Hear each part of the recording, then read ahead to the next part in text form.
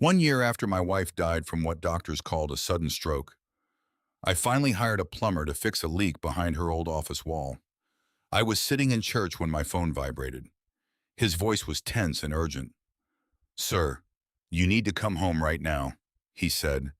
"I just uncovered something hidden inside your wife's office, and don't tell anyone about this." When I returned home, I was shocked by what my wife had left behind, a secret so dark it would destroy my family forever. Thank you so much for being here and staying with me so far. Before we continue, let me know in the comments where you're watching from. I truly love seeing how far these stories travel. And just to be clear, this story includes some fictionalized details used to help explain the situation and its meaning. Any similarity to real individuals or settings is unintentional, but the message I'm sharing is something I believe can genuinely help you.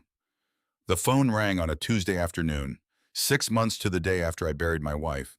I was sitting in the living room, our living room, though it felt less like ours, with each passing week, staring at the closed door of Miriam's office. That door had stayed shut since that awful morning in April. I couldn't bring myself to open it, couldn't face the absence that would fill every corner of that room. The ghost of her laugh, the faint scent of her lavender perfume still clinging to the curtains. The vibration against my palm pulled me back. Wesley Kane. The caller ID read. The plumber I'd finally hired after months of ignoring the slow drip behind that closed door. Mr. Ashford. His voice carried an edge I'd never heard before. Not the usual contractor's tone of explaining costs or scheduling delays. This was something else.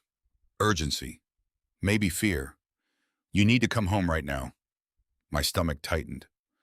"Wesley, I'm just down at the grocery." "Sir, I found something. Something you need to see." He paused and I heard him exhale slowly like a man deciding whether to step off a cliff. "But don't come alone, Mr. Ashford. Bring your son. Both your sons if you have them." The line went dead. I left my half-filled cart in the middle of Safeway's produce section and drove home with my knuckles white on the steering wheel. The autumn air in Lake Owego felt crisp against my face as I pulled into the driveway, but I barely noticed. Wesley's truck sat there like a warning. He met me at the door before I could use my key. Sawdust clung to his flannel shirt. His face, usually so calm, so professional, looked pale beneath his tan. "Mr. Ashford." He stepped aside. "I'm sorry. I didn't know if I should, if this was the right thing. But Wesley, what's going on?" He led me through the familiar hallway, past the photos of Miriam and me on our 25th anniversary, past Dennis's college graduation portrait to that closed door. My heart hammered against my ribs. 6 months. 6 months of walking past this door, of pretending that if I didn't open it, some part of Miriam was still here, still working at her desk, still alive. Wesley pushed the door open. The office looked violated, stripped. The carpet had been pulled back near the wall behind where Miriam's desk used to sit. Tools scattered across the floor and the wall Jesus. The wall was gone. Not just opened, completely removed, exposing wooden studs and darkness beyond. The pipe leak was behind here. Wesley explained, his voice tight. "I had to open the wall to get to it. But Mr. Ashford." He pointed his flashlight into the gap. "There's something you need to see." I stepped closer. The flashlight beam cut through the shadows, illuminating what shouldn't have been there. A space, hidden, deliberate, maybe 5 feet by 6 feet, carved out between the walls of Miriam's office and the bathroom beyond. The drywall on the hidden side had never been painted, never been finished. This wasn't some old architectural quirk from when the house was built in the 80s. Someone had built this recently, secretly. And in the back corner of that hidden space, embedded in the wall, like a secret heart, sat a small safe. "I didn't open it," Wesley said quickly. "Didn't touch anything after I saw it. But Mr. Ashford, your wife." He trailed off clearly, unsure how to finish that sentence. My wife had hidden this. Miriam, who'd shared everything with me for 42 years, had built a secret room in our house and never said a word. The safe had a digital lock, 4 digits. My hands shook as I punched in our anniversary 0615, June 15th, 1982, the day we'd promised to share everything, to have no secrets. The lock clicked open. Inside, 3 things waited in the darkness: a USB drive, a leather-bound journal I recognized as Miriam's, the one she'd always kept in her desk drawer, and a stack of manila folders, each tab marked with a name in her precise, careful handwriting. I pulled out the folders one by one, my mind refusing to process what I was seeing.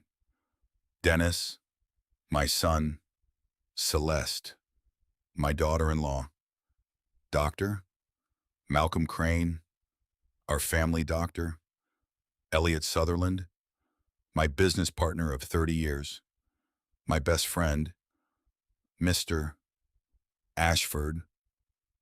Wesley's voice seemed to come from very far away. I think someone's been in here before. Before me. I mean, look at the dust. He was right.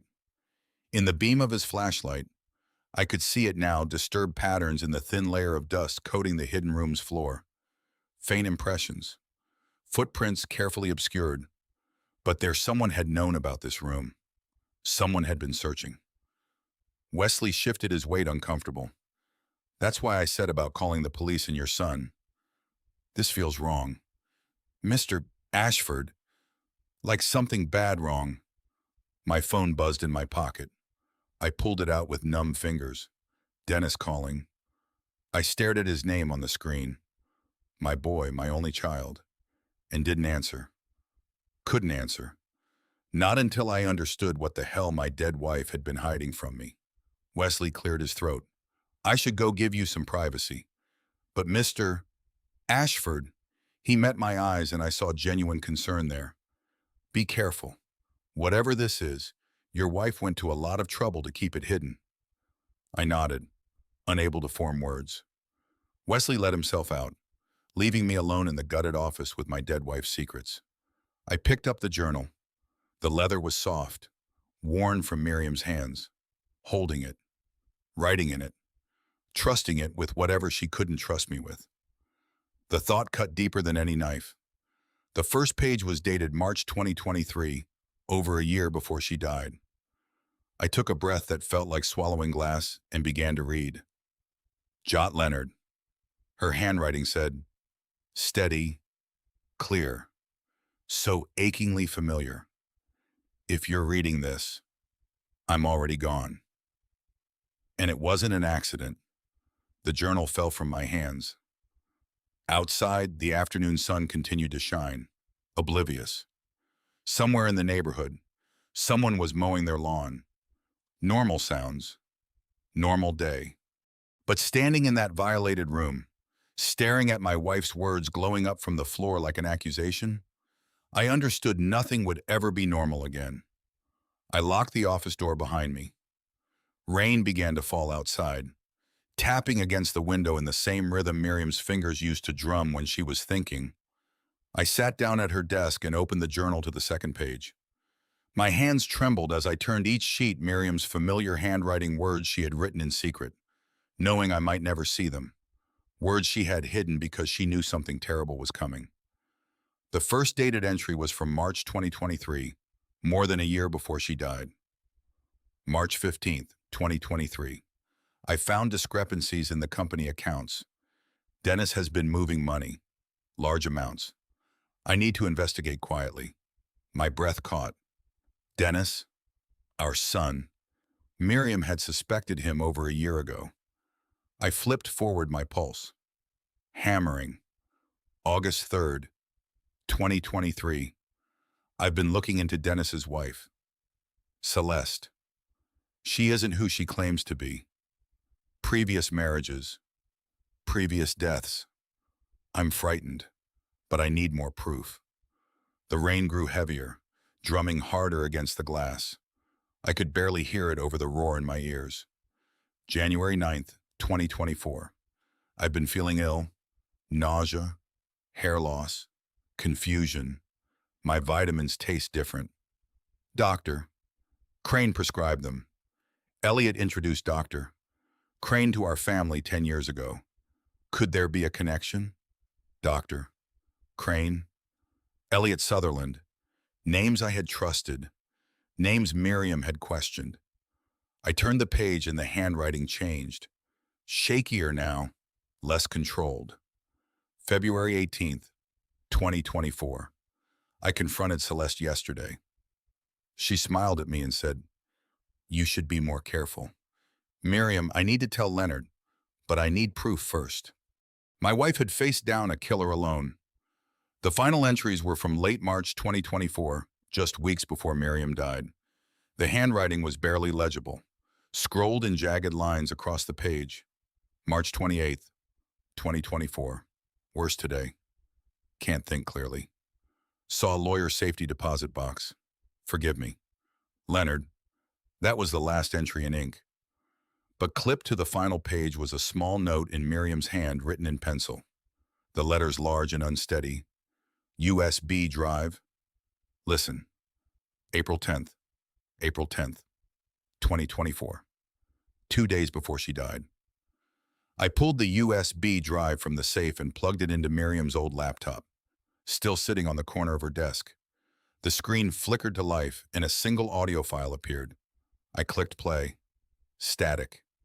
Then Miriam's voice, soft and hoarse, filled the room. "Leonard, if you're hearing this, I've run out of time." I pressed my hand over my mouth, tears blurring my vision. "Look at my medical records.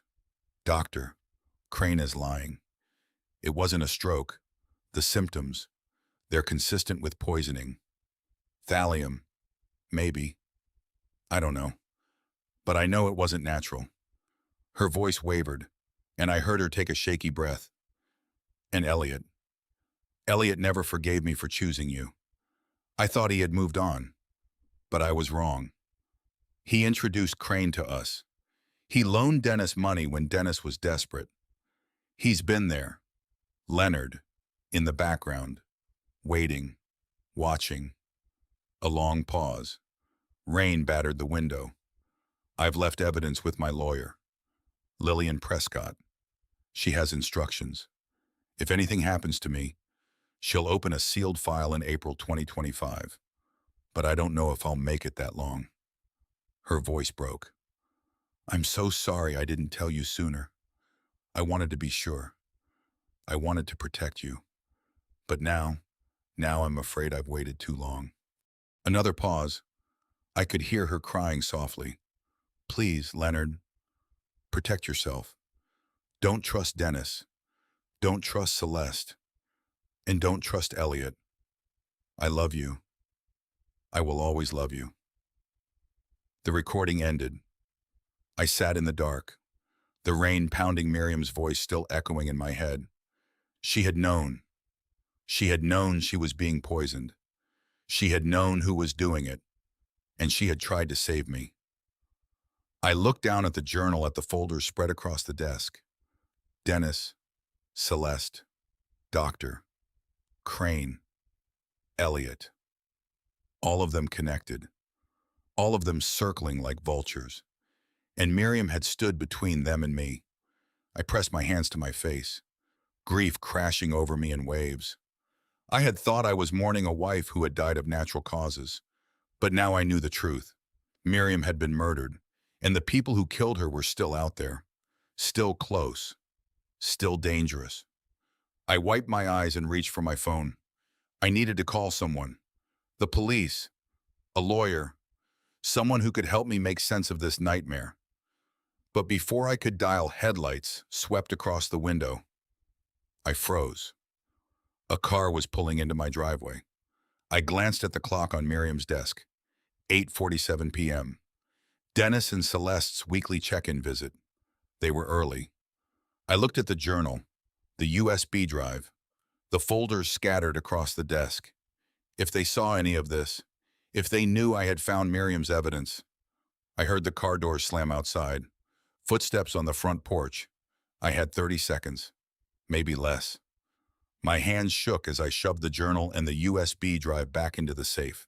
I slammed it shut, spun the lock, and pushed the panel back into place over the hidden compartment.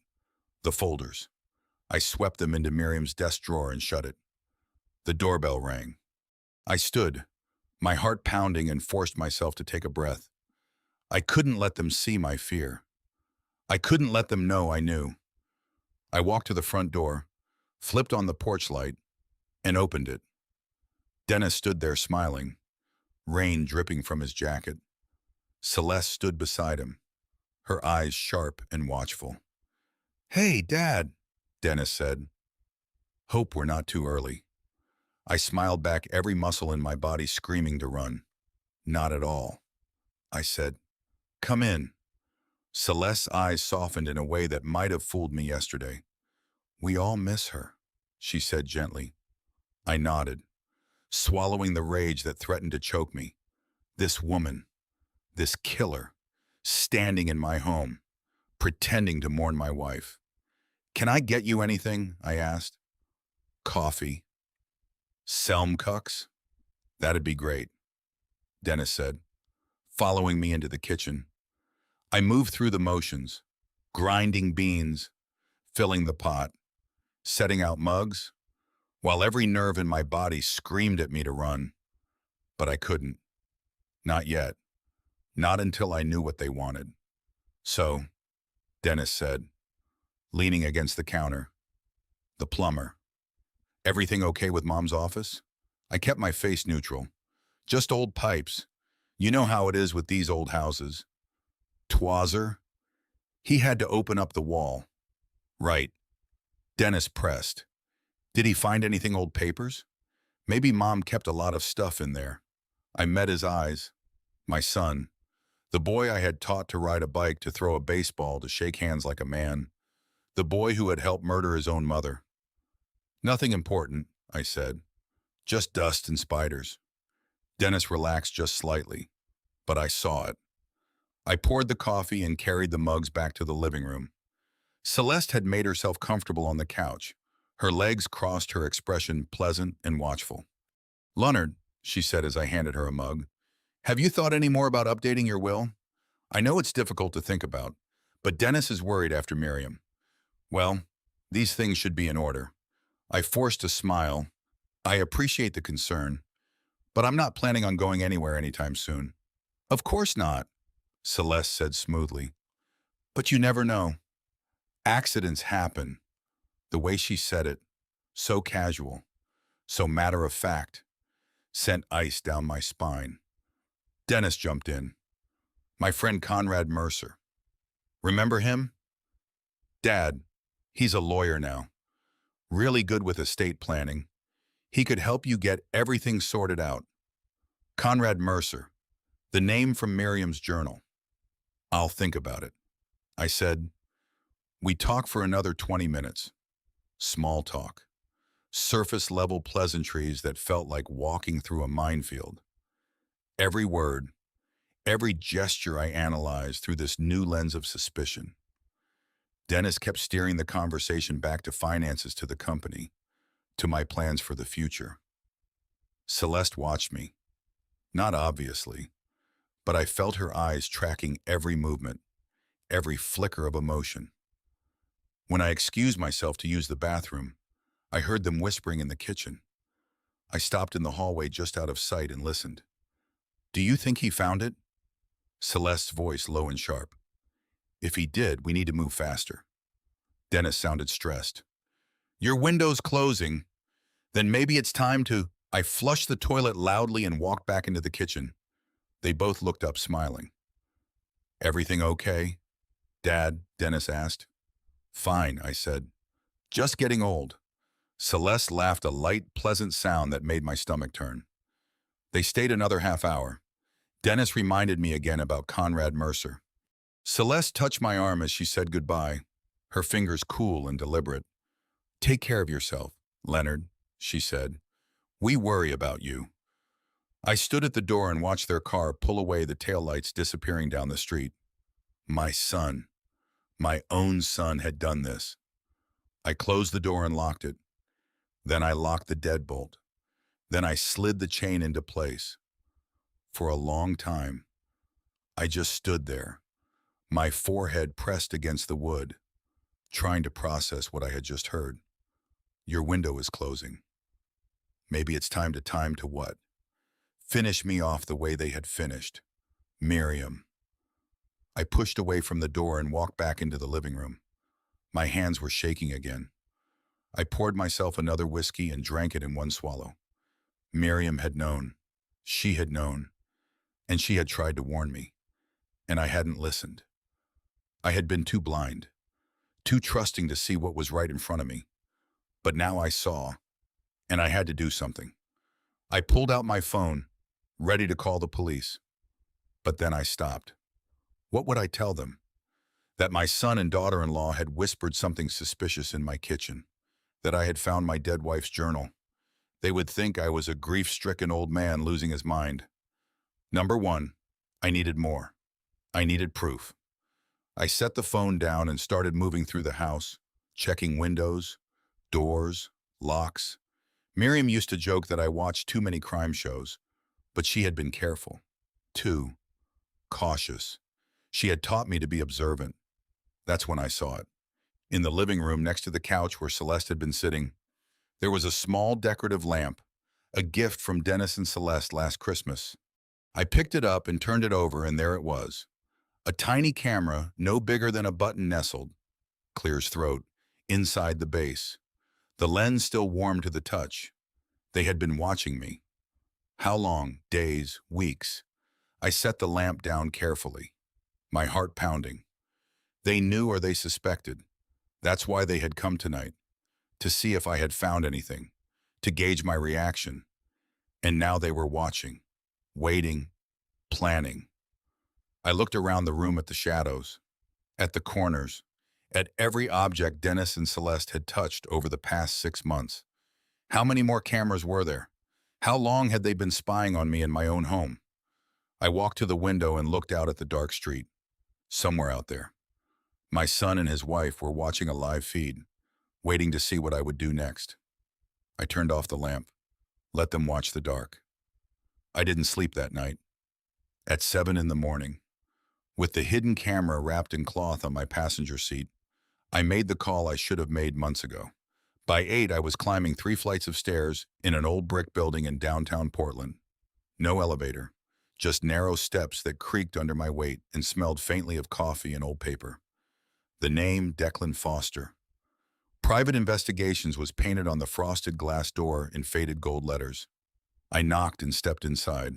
The office was small, just a desk, 2 chairs, a filing cabinet, and a window overlooking the street. But it was neat, organized, the kind of place where things got done. Declan Foster looked up from his computer. Mid-40s, lean and wiry with the sharp eyes of someone who didn't miss much. Former Portland PD, according to the framed commendation on the wall behind him. "Mr.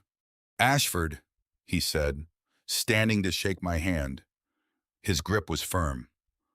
"Thank you for seeing me on short notice." I said, "Sit." He gestured to the chair across from his desk. "You sounded urgent." I sat down and placed everything on his desk. The USB drive, Miriam's journal, the camera I'd found in the lamp, 6 months of grief and growing fear, all laid out in front of a stranger. My wife died 6 months ago." I began. My voice shook. The doctor said it was a stroke, but I found evidence. She left me a journal, a recording. She didn't think it was natural. Declan leaned forward, his expression carefully neutral. "Go on." I told him everything. The hidden room, the safe, the journal entries tracking Dennis's financial crimes and Celeste's dark past. The recording where Miriam named Doctor, Crane and Elliot Sutherland. The visit from Dennis and Celeste last night. The whispered conversation I'd overheard. And the camera. By the time I finished, my hands were trembling. Declan had filled 3 pages of notes in a worn leather notebook. He set his pen down and looked at me. "Mr. Ashford," he said quietly, "I'm going to be straight with you.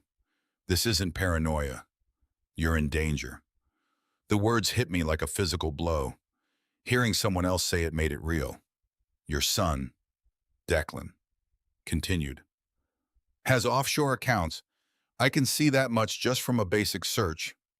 Significant transfers started about 3 years ago. Hundreds of thousands at first, then millions. He turned his computer screen toward me. Bank records, wire transfers, dates and amounts that painted a damning picture. And your daughter-in-law, Declan said, clicking to another screen. Celeste Ashford. Maiden name supposedly Whitman, but that's not her real name. He pulled up a series of articles from different newspapers. Arizona, Nevada, Washington State, Shaw Valerie Whitman, 2008, married to a man named Spencer Reed. He died in a house there. She collected a $200,000 life insurance payout. He clicked to the next article. C. Vivian Blackwood, 2010, married to Nolan Bennett. He died in a boating accident. Another insurance payout, this time $500,000. My stomach turned. She's been doing this for years, Declan said. Different names, different men, always a tragic accident, always a payout. And Dennis? I asked my voice. Does he know? Declan met my eyes. Your son is either being manipulated or he's complicit. Either way, your wife discovered something that got her killed. And now they know you're looking. The room felt too small, too close. I couldn't breathe. And the poisoning I managed. The thallium Miriam mentioned. Is that possible? It's a classic method, Declan said grimly. Slow-acting mimics natural illness, hair loss, confusion, nausea. If the doctor isn't looking for it, it's almost impossible to detect, especially if the doctor is in on it. Doctor, Crane, Elliot, Dennis, Celeste. A conspiracy that had wrapped around Miriam like a noose. Declan stood and walked to the window. There's more. He pulled up another file on his computer traffic camera footage from the street near my house. A dark sedan parked at different times over the past 2 weeks, always within view of my driveway, always watching. Someone's been surveilling you, Declan said professionally. This isn't just your son checking in. This is organized. I stared at the screen, my pulse roaring in my ears. What do I do? I whispered. Declan turned to face me. First, we secure your safety. No more living alone in that house without protection. Second, we gather evidence. Your wife's journal is good, but it's not enough for a criminal case. We need more financial records, witness statements, forensic proof. And third, he leaned against his desk, arms crossed. Your wife mentioned a lawyer in her journal. If she left evidence with someone, we need to find that person fast. Because whoever's behind this, they're looking for that evidence. 2. It took me a full day to find her. Miriam's college roommate, a woman I hadn't spoken to in years. Lillian Prescott, attorney at law with an office overlooking the Willamette River.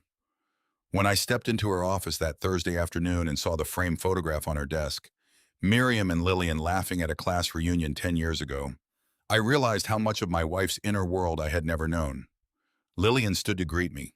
She was in her early 50s, sharp-eyed and composed, dressed in a charcoal blazer that spoke of quiet authority.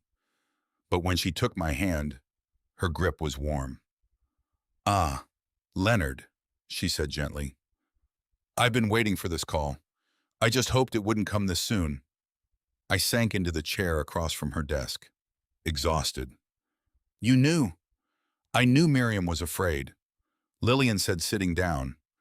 I didn't know how bad it was until it was too late. She gestured to the photograph. Miriam and I reconnected about 5 years ago. We became close again. She trusted me. She never mentioned you.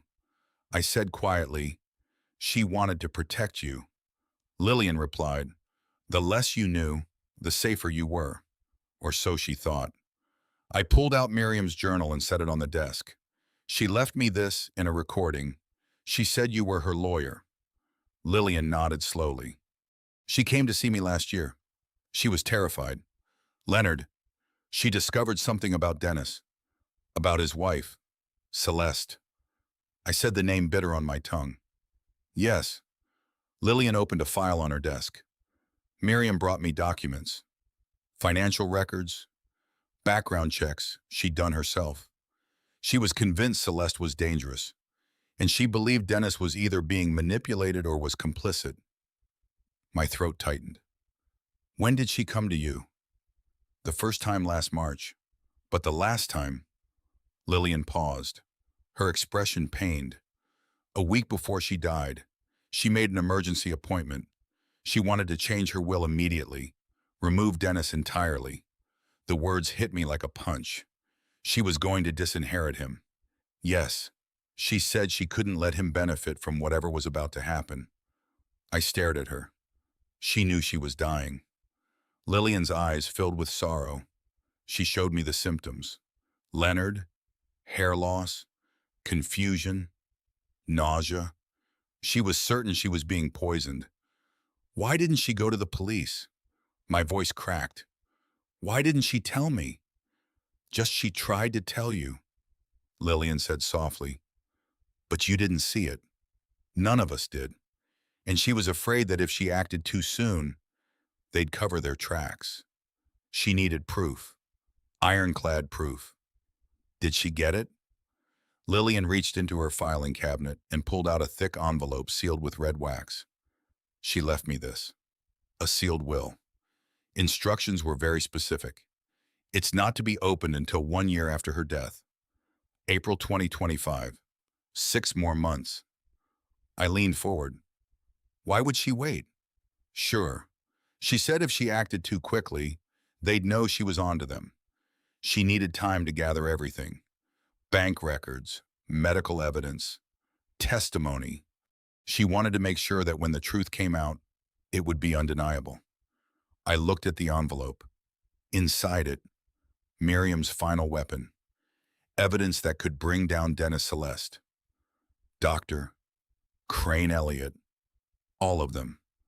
But 6 months felt like an eternity. There's more, Lillian said, her voice turning grim.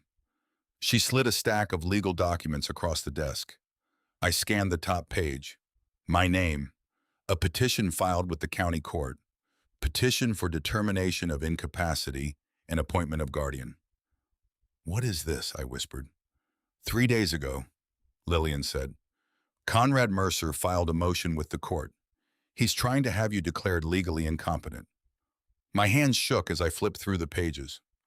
Medical assessments, statements from doctor, Malcolm Crane claiming I was suffering from dementia, testimony from Dennis describing my erratic behavior since Miriam's death, and at the bottom, a signature, my signature. But I had never signed this document. Well, they forged it. Lillian said, her jaw tight. They're claiming you requested Conrad Mercer as your legal guardian. If the court approves this, Dennis will control everything. Your assets, your medical decisions, your life. I couldn't breathe. They're trying to erase me just legally. Yes, Lillian said. And once they have control, Leonard, you become a liability. Just like Miriam. The room spun. This wasn't just about money. It wasn't just about revenge. It was systematic, calculated. They were going to take everything from me. And then we fight back, Lillian said firmly. She opened her laptop and began typing. I'm filing a countermotion today. I'll get an independent psychiatric evaluation to prove you're of sound mind. I'll challenge the forgery and I'll request a restraining order to keep Dennis and Celeste away from you until this is resolved. Will it work? I asked. It'll buy us time, Lillian said. But Leonard, you need to understand this is going to get ugly. Conrad Mercer is good at what he does. And whoever's behind this has resources. Elliot Sutherland. If Miriam was right about him, has connections, money, influence. I don't care.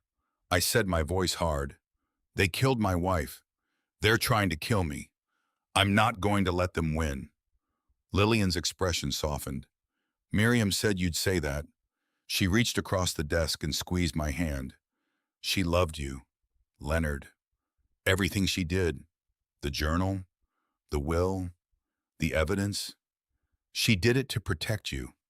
Now it's our job to finish what she started. I nodded, tears blurring my vision.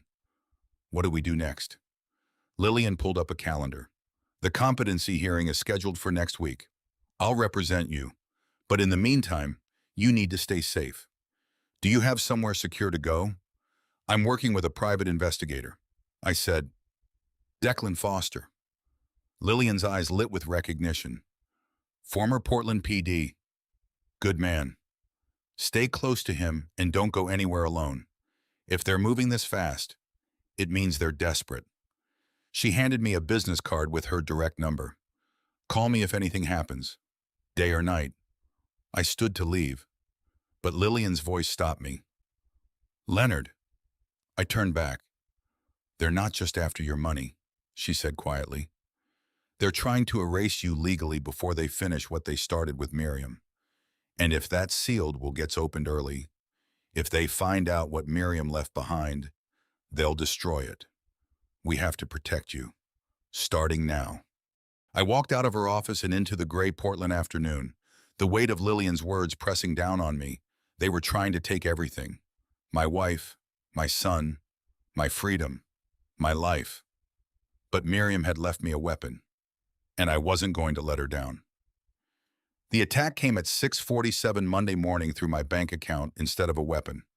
I was making coffee when my phone buzzed an alert from the bank. Transaction $50,000 transferred to offshore account. Authorized by Leonard Ashford, except I hadn't authorized anything. My hand froze on the coffee pot. I set it down and opened the banking app with shaking fingers. The transaction was there. $50,000 moved to an account in the Cayman Islands. The timestamp read 6:32 a. 15 minutes ago. I called the bank immediately. Mr. Ashford, the representative said after I explained, our records show the transaction was authorized with your signature and security password. I didn't authorize it. I said, my voice tight. I want to see the authorization form. There was a pause. I'll send it to your email. The document arrived 60 seconds later. I opened it, my heart pounding. There it was, my signature at the bottom of a wire transfer request. But it wasn't my signature. It was close. Damn close. But the A in Ashford was slightly off the curve. Too sharp.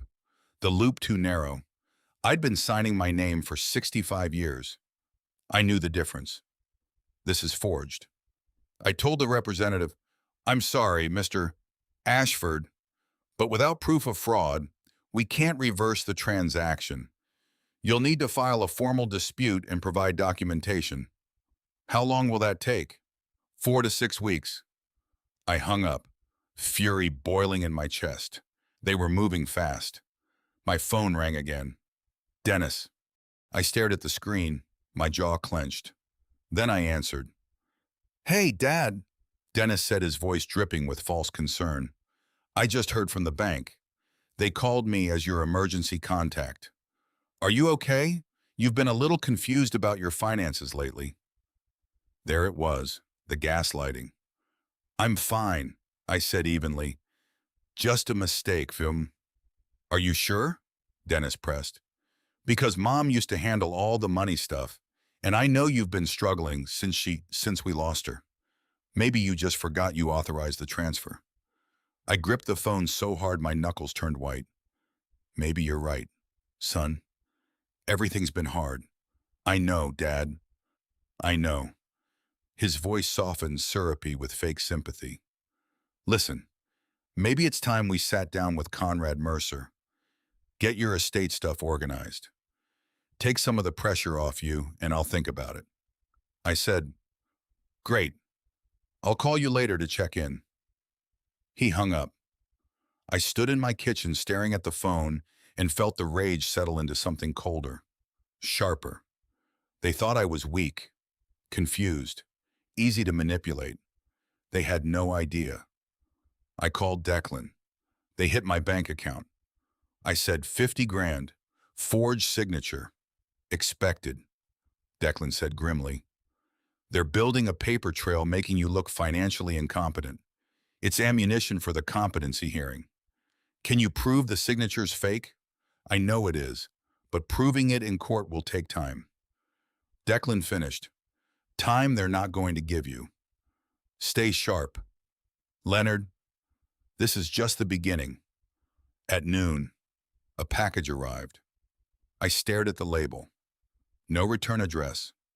Just my name and a postal stamp from downtown Portland. Inside was a prescription bottle. The label read, Leonard Ashford, mild sedative. Take 1 tablet nightly as needed for sleep. Prescribed by Dr. Malcolm Crane. I hadn't seen Dr. Crane since Miriam died. There was a note inside handwritten on a prescription pad. Leonard Dennis mentioned you've been under stress. These will help you sleep. Take 1 each night. Dr. Crane. I held the bottle up to the light. Small white tablets unmarked. Something about it felt wrong. I set the bottle on the counter and didn't touch it. An hour later, my phone rang again. This time it was Conrad Mercer. Mr. Ashford, he said smoothly. I wanted to schedule a meeting to discuss updating your estate documents. Dennis suggested it might give you some peace of mind. I'm not interested. I said, I understand this is a difficult time. Mercer continued as if I hadn't spoken. But it's important to have your affairs in order, especially given your recent confusion. I'm not confused, I said sharply. Of course not. Mercer said, his tone patronizing. But the bank incident this morning was fraud. A pause. That's a serious accusation. Mr. Ashford, are you sure you're feeling all right? I hung up. The noose was tightening. Financial fraud, medical intervention, legal pressure. They were coming at me from every angle. By evening, I was exhausted. I sat in my living room, the bottle of pills from Dr. Crane still sitting on the kitchen counter, and tried to think clearly. That's when Declan called. Leonard, I've got something, he said, his voice urgent. I had a contact at a lab analyze the vitamins Miriam was taking, the ones you kept from her medicine cabinet. I leaned forward and thallium Declan said, high concentrations. Crane was poisoning her slowly. The symptoms mimic a stroke, hair loss, confusion, nausea. By the time she collapsed, her system was so compromised that no one questioned it. My hands shook. They killed her. Yes. And Leonard, Declan's voice turned hard. Don't take those pills Crane sent you. I'd bet my license they're laced with something to make you confused, forgetful. They're building a case that you're mentally unstable, and once they get legal control. He didn't need to finish the sentence. I knew what came next. Declan called me at midnight. I was already awake, staring at the ceiling, my mind churning through everything that had happened. So when my phone lit up the dark bedroom, I answered before the first ring finished. I found her. Declan said without preamble, or rather, I found all 3 of her. His voice had that cold, professional edge cops use when the news is very bad. I sat up, heart pounding. What do you mean 3? I'm Celeste Ashford isn't her real name, Declan said. And she's done this before twice. I turned on the bedside lamp and reached for the notebook I'd been keeping. Dates, names, everything Declan had uncovered. My hands shook as I wrote. I lifted prints from the wine glass she used at your house. Declan continued. Ran them through a contact at the bureau. It took some digging, but I got a hit. Multiple hits, actually. He paused and I heard papers rustling. Identity 1. Valerie Whitman, married to Spencer Reed, a tech consultant in Colorado 2005 to 2008. Spencer died in a hiking accident at Rocky Mountain National Park. Fall from a cliff. The investigation was minimal, ruled accidental. Valerie collected an $800,000 life insurance payout and disappeared. My stomach turned. And the second Triumph identity too, Vivian Blackwood married to Nolan Bennett, a real estate developer in California, 2008 to 2010. Nolan died in a boating accident on Lake Tahoe. Explosion. Faulty fuel line according to the report. Vivian collected 1.5 million and vanished again. I couldn't speak, couldn't breathe. Hayden, then Declan, said, his voice hardening. She became Celeste. She showed up in Portland in 2014, spent 6 months researching your family before she accidentally met Dennis at a charity event in 2015. Researching us, I whispered. I found digital footprints. Leonard, she accessed public records. Your business filings, property holdings, tax information. She knew exactly how much your family was worth before she ever shook Dennis's hand. I felt sick. So this was always the plan. She targeted us. Yes. And here's the part I can't figure out. Declan paused. When did Dennis realize what she was? Is he a victim who got in too deep? Or was he complicit from the start? I didn't have an answer. I didn't know my own son anymore. There's more, Declan said. I'm sending you a photo. Look at it. My phone buzzed. I opened the image. It was a photograph from a charity gala. Dennis in a tuxedo, Celeste in a red dress, both smiling at the camera. The caption read, Portland Children's Hospital fundraiser, March 2015, their first meeting. Look at the background, Declan said. I zoomed in. Behind Dennis and Celeste, partially obscured by other guests, stood a man in a dark suit, Elliot Sutherland. He was watching them. He was there. I breathed at their first meeting. Exactly, Declan said, which means this wasn't just Celeste's plan. Elliot was involved from the beginning. He introduced her to Dennis or orchestrated the meeting. Either way, Leonard, this goes deeper than we thought. I stared at Elliot's face in the photograph. My old friend, the man who had stood beside me at my wedding, who had been Dennis's godfather. He had been planning this for nearly a decade. Why? I asked, my voice cracking. Why would he do this? I don't know yet, Declan said, but I'm going to find out. I set the phone down, my hands trembling. Miriam knew she figured this out. She did, Declan said quietly. And Leonard, there's something else. I found Miriam's private investigation files buried in her computer, encrypted. She'd been digging into Celeste for months before she died. And there's a note dated February 2024. He read it aloud. Confronted C today about her past. She knows that I know. The blood drained from my face. February 2024. That was when Miriam's symptoms started. The nausea, the hair loss, the confusion. She confronted Celeste. I whispered, and Celeste killed her. That's my assessment, Declan said. Miriam discovered the truth, and Celeste moved fast. Doctor, the crane ramped up the poisoning. By April, Miriam was gone. I pressed my hand over my mouth, fighting back the rage and grief threatening to choke me. My wife had been brave. So goddamn brave. She had faced down a killer to protect me, to protect our family, and it had cost her everything. Leonard. Declan's voice broke through the fog. Are you still with me? Yeah, I managed. I'm here. Good. Because we need to move carefully now.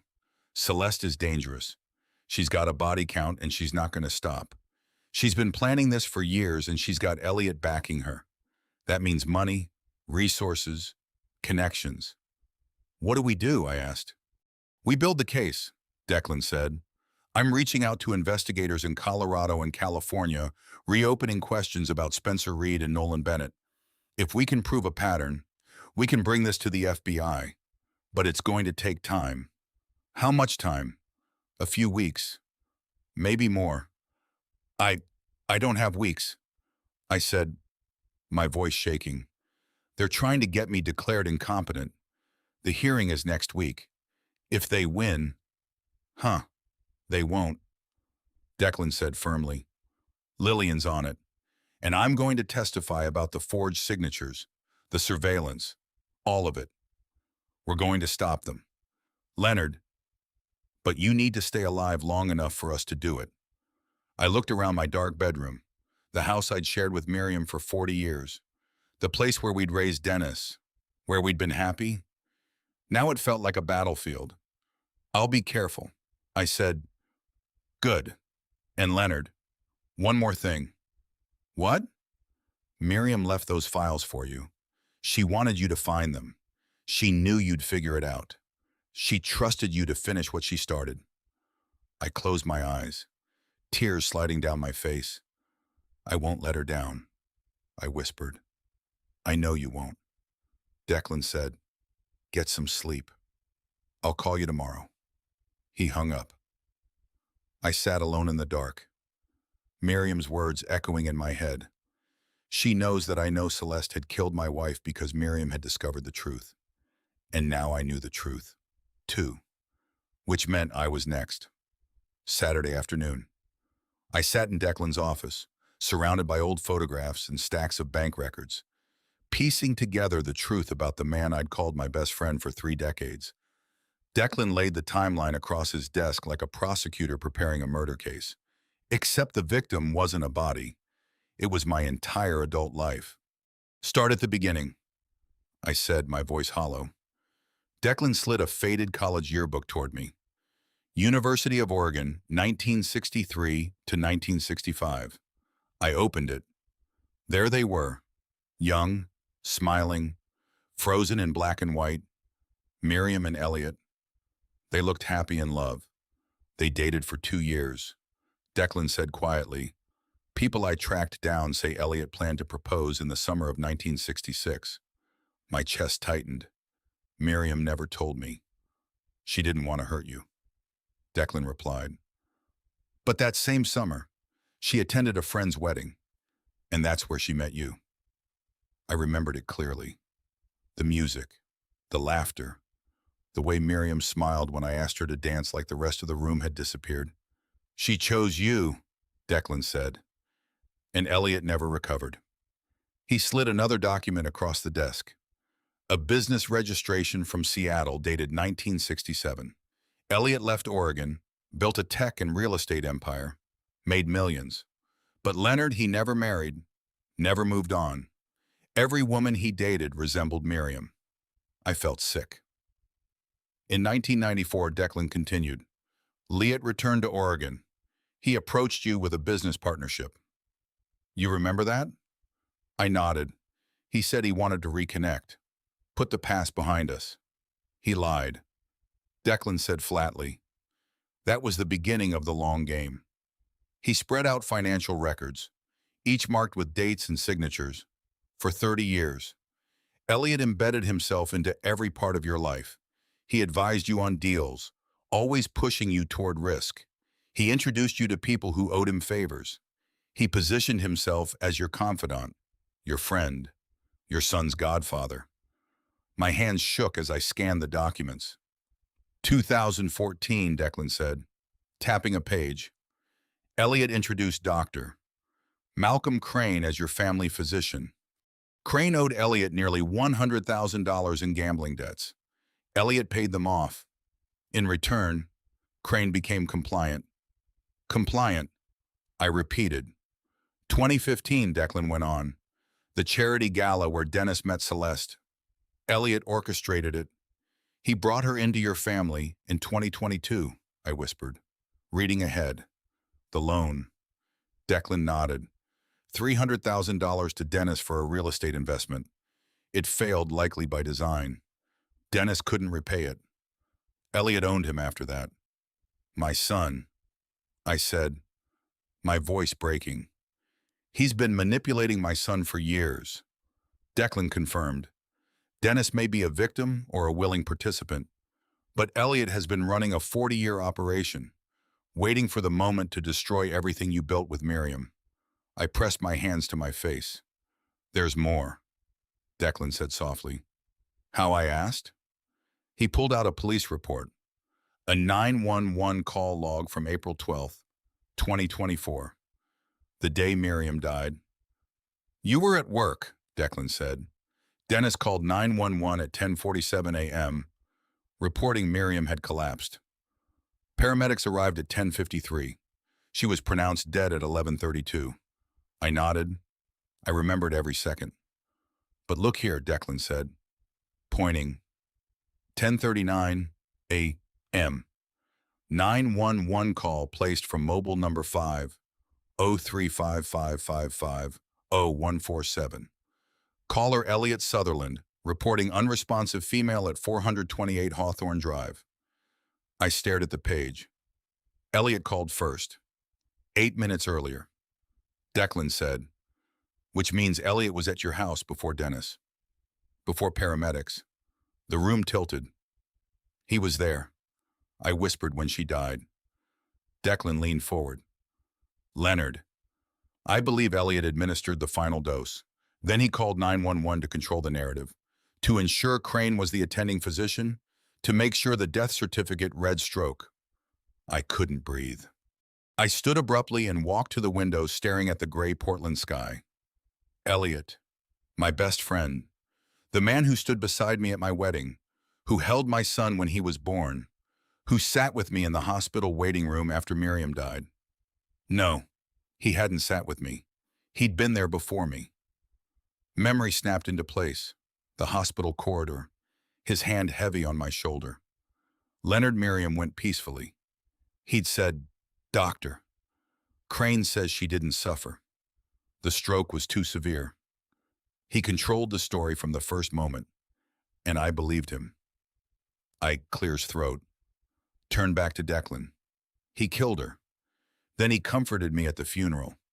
He gave the eulogy. He talked about how much he loved our family. Declan's jaw tightened. He's a sociopath. This was never about money. You took the woman he loved. So he spent 40 years dismantling your life, your business, your son, your wife, and now you. My legs gave out. I sank into the chair. What do we do? I whispered. We prove it, Declan said. Investigators are digging into the calls, Crane's finances, the paper trail. But Elliot is patient. We must be smarter. I looked at the timeline. 40 years of manipulation. He'll come for me next. I said, yes, Declan replied. But this time, we'll be ready. I picked up the old photograph of Miriam and Elliot. She had chosen me, and he had never forgiven her for it. Thursday morning arrived with deceptive brightness, clear blue skies, golden autumn leaves, the kind of day that makes you believe nothing bad could possibly happen. I was wrong. I was driving to meet Lillian at her office downtown to discuss the competency hearing scheduled for next week. The route took me east along I-84 through the Columbia River Gorge, one of the most beautiful drives in Oregon with sweeping views of the river below and cliffs rising on either side. Traffic was light. I had the windows cracked, letting in the cool autumn air, and I was thinking about Miriam's sealed will. 6 more months until it could be opened. 6 months of walking this tightrope between investigation and survival. That's when it happened. I approached a downhill curve near mile marker 47. The speed limit dropped to 55, and I pressed the brake pedal to slow down. Nothing. My heart lurched. I pressed again harder this time. The pedal sank to the floor with no resistance. No friction. Nothing. I was still accelerating. 45 miles per hour. 50, 55. The curve was coming up fast and beyond the guardrail. The ground dropped away into a 60-meter ravine. No. No. No. I pumped the brakes again. Still nothing. A semi-truck appeared ahead in my lane brake lights, flashing red. I jerked the wheel, swerving into the next lane. A horn blared as I barely missed clipping a sedan. 60 miles per hour now. The engine screaming as the downhill slope pulled me faster. The curve ahead was sharp, almost 90 degrees. If I hit it at this speed, I didn't let myself finish the thought. Options. I needed options. The emergency brake. I yanked the handle hard. The rear wheels locked and the car shuddered violently, fishtailing across the lane. The smell of burning rubber filled the air. But I was still going too fast. The curve was right there. Guardrail, cliff, river, far below. One chance. I aimed for the guardrail at an angle, praying the metal would slow me down instead of launching me over the edge. The impact was catastrophic. Metal shrieked, glass shattered. The airbag exploded into my face, slamming my head back against the seat. The car ground along the guardrail, sparks flying, the world spinning in a chaos of sound and pain, and then silence. I sat there gasping, the airbag deflating in my lap. My hands were still gripping the wheel knuckles white. I was alive. Slowly, I turned my head. The guardrail was crumpled, bent inward from the impact. Beyond it, the cliff dropped away into nothing. I was 6 meters from the edge. 6 meters. My hands started shaking.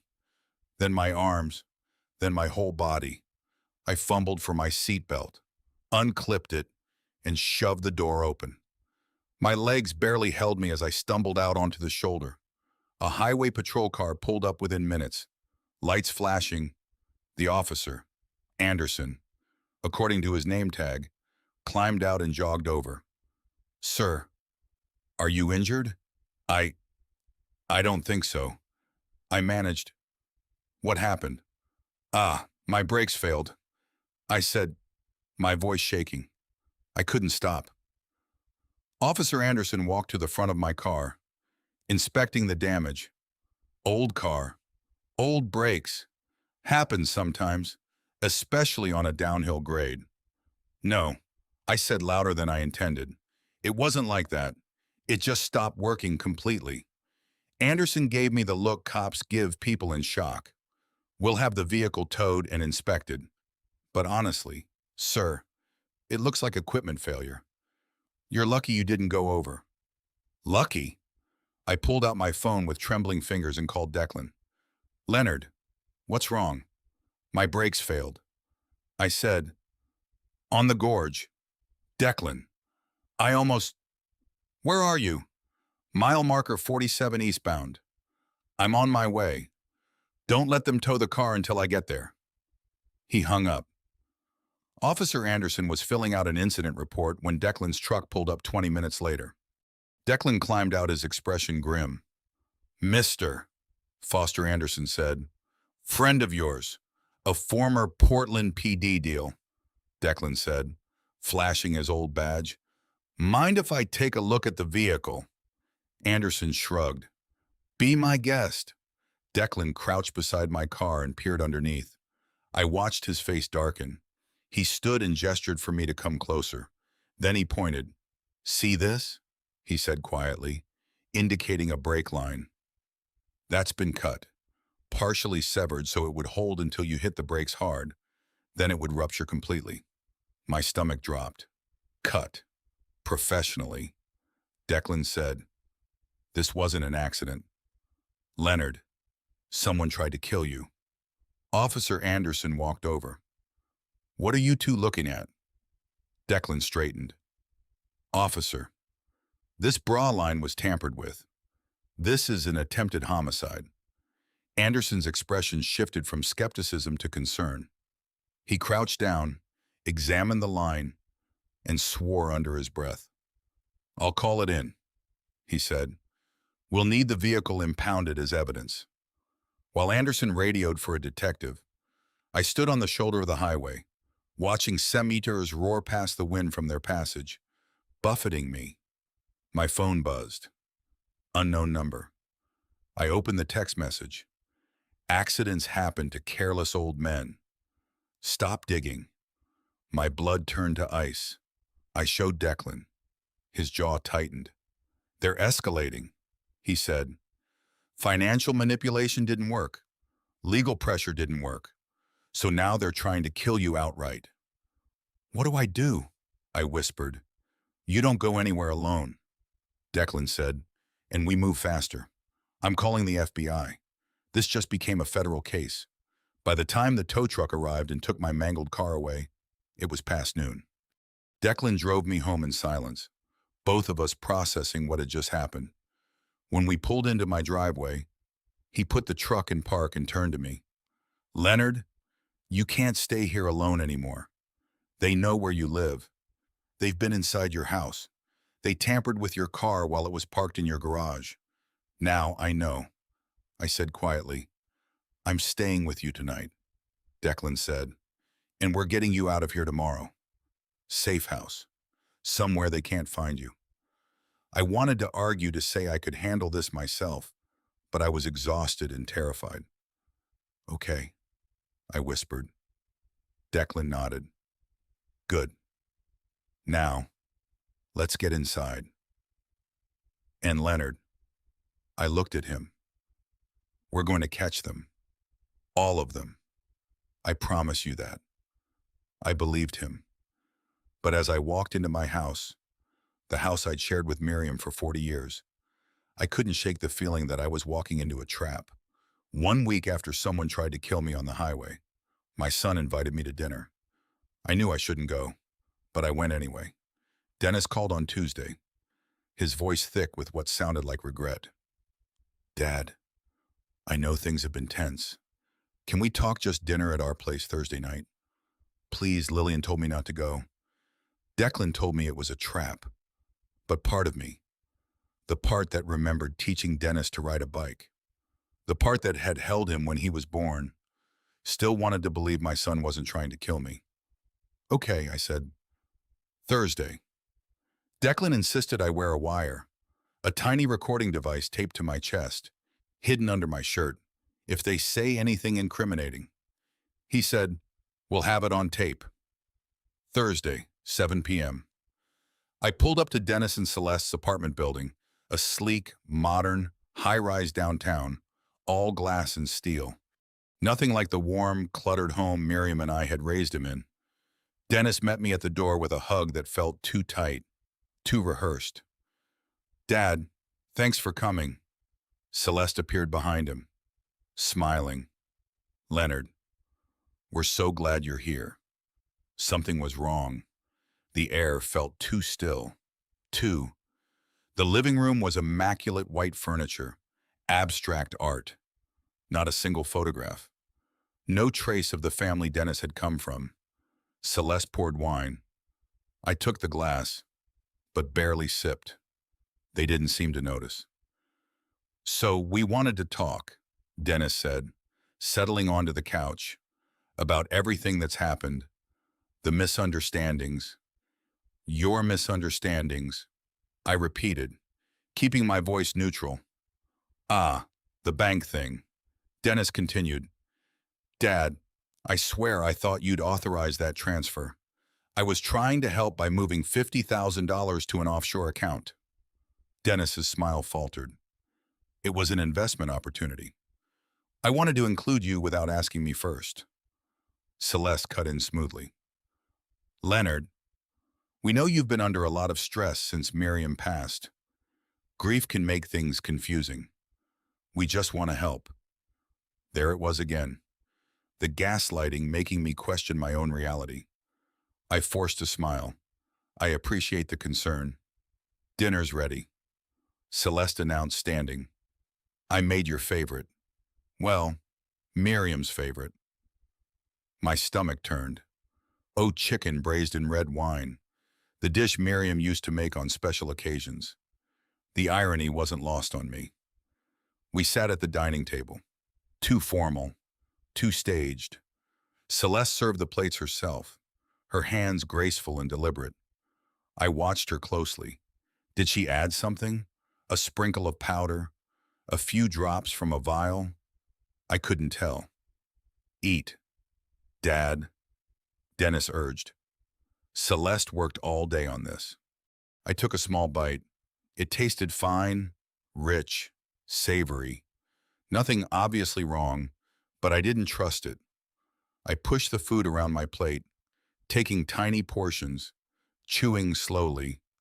When they weren't looking, I slipped a piece of chicken into my napkin. "Not hungry?" Celeste asked, her eyes sharp. Doctor told me to eat light. I said, stomach hasn't been the same since the accident. That must have been terrifying, she said, her voice dripping with false sympathy. Break failure. So random. I met her eyes. Yes, random. Dennis steered the conversation back to safer territory weather holidays. Neutral topics.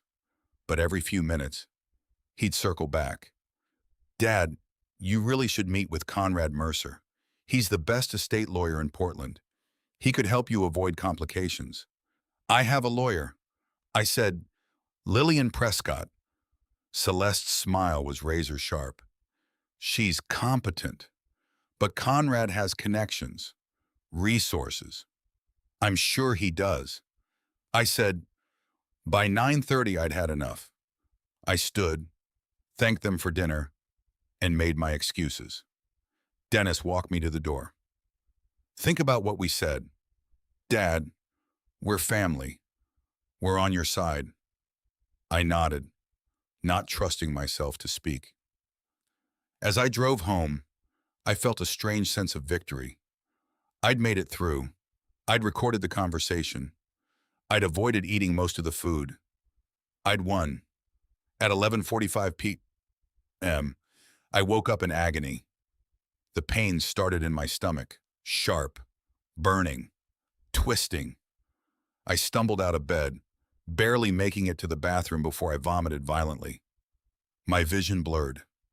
The room spun. I reached for my phone on the nightstand, but my hands wouldn't cooperate. My fingers felt numb. Useless. I collapsed onto the tile floor, gasping. Declan. I tried to shout, but it came out as a whisper. Footsteps pounded down the hall. The bathroom door flew open, shouted Leonard. Declan dropped to his knees beside me. Jesus. Hang on. He pulled out his phone, dialed 911, and scooped me up like I weighed nothing. The drive to the hospital was a blur of streetlights and pain. Providence Portland Medical Center. Emergency room. The fluorescent lights were too bright. Voices swirled around me. Nurses, doctors. Someone asking questions I couldn't answer. A woman in scrubs leaned over me. Mr. Ashford. I'm Doctor. Helena Cross, can you hear me? I nodded weakly. We're running a blood panel. Just hold on. Time fractured. Minutes felt like hours. Doctor. Cross came back. Her face grim. Mr. Ashford, there's thallium in your system. Someone poisoned you. I laughed a bitter broken sound and immediately regretted it as my stomach clenched. Same thing. I rasped that killed my wife. Doctor. Cross's expression hardened. We're calling the police. This is a criminal matter. 2 detectives showed up at 3 a.m. They took my statement, then left to interview Dennis and Celeste. Declan stayed with me, his face tight with fury. They got you, even with all our precautions. They got you. Not enough to kill me, I said weakly. Not yet, Declan said. But Leonard, they're not going to stop. An hour later, the detectives returned. We questioned your son and daughter-in-law. One of them said, they're claiming you must have eaten something earlier in the day. They said the meal was fine. They ate the same food. They're lying, I said. We searched their apartment. No thallium, no poison, no evidence. Of course not, I said bitterly. They're professionals. The detective hesitated. Mr. Ashford, without physical evidence, we can't make an arrest. It's your word against theirs. Before I could respond, Conrad Mercer arrived, slick, composed, carrying a briefcase like a weapon. Should detectives? He said smoothly. My clients are devastated by this unfortunate food poisoning incident. They're cooperating fully, but I trust you're not accusing them of anything without evidence. The detectives exchanged glances. No charges at this time. Mercer nodded. Good. If there's nothing else, my clients would like to go home. This has been very traumatic for them. And just like that, it was over. No arrests, no consequences. I lay in the hospital bed, an IV in my arm, pumping fluids and collating agents to flush the poison from my system. Declan sat beside me, silent and furious. They tried to finish what they started with Miriam. I whispered. I know, Declan said, and they're going to try again. I know, he said again. But Leonard, next time they're going to have to go through me first. I closed my eyes, exhausted and defeated. They'd poisoned me in my own son's home, and there was nothing I could do about it. 2 weeks later, I stood in a county courthouse, facing the surreal reality that my own son was trying to have me declared legally incompetent. The courtroom was smaller than I'd imagined from movies. Wood-paneled walls, fluorescent lights, the smell of old paper, and desperation. Dennis sat at the petitioner's table with Conrad Mercer. He wouldn't look at me. Lillian sat beside me, her notebook filled with notes, ready for battle. Judge Dorothy Lang presided, a stern woman in her late 60s. Silver hair pulled back in a tight bun, eyes that missed nothing. We're here, she said, to determine whether Leonard Ashford possesses the mental capacity to manage his own affairs. Mr. Mercer, you may begin. Conrad Mercer stood smoothing his tie. Your Honor, Leonard Ashford exhibits clear signs of cognitive decline, rendering him vulnerable and incapable of managing his substantial assets.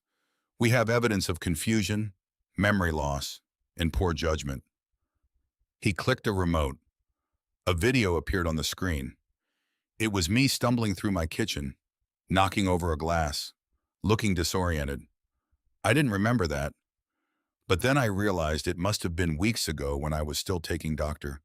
Crane's vitamins before I knew they were poisoning me. As you can see, Mercer said, Mr. Ashford displays significant impairment. Next, he called Dr. Malcolm Crane to the stand. I watched the man who had murdered my wife swear to tell the truth.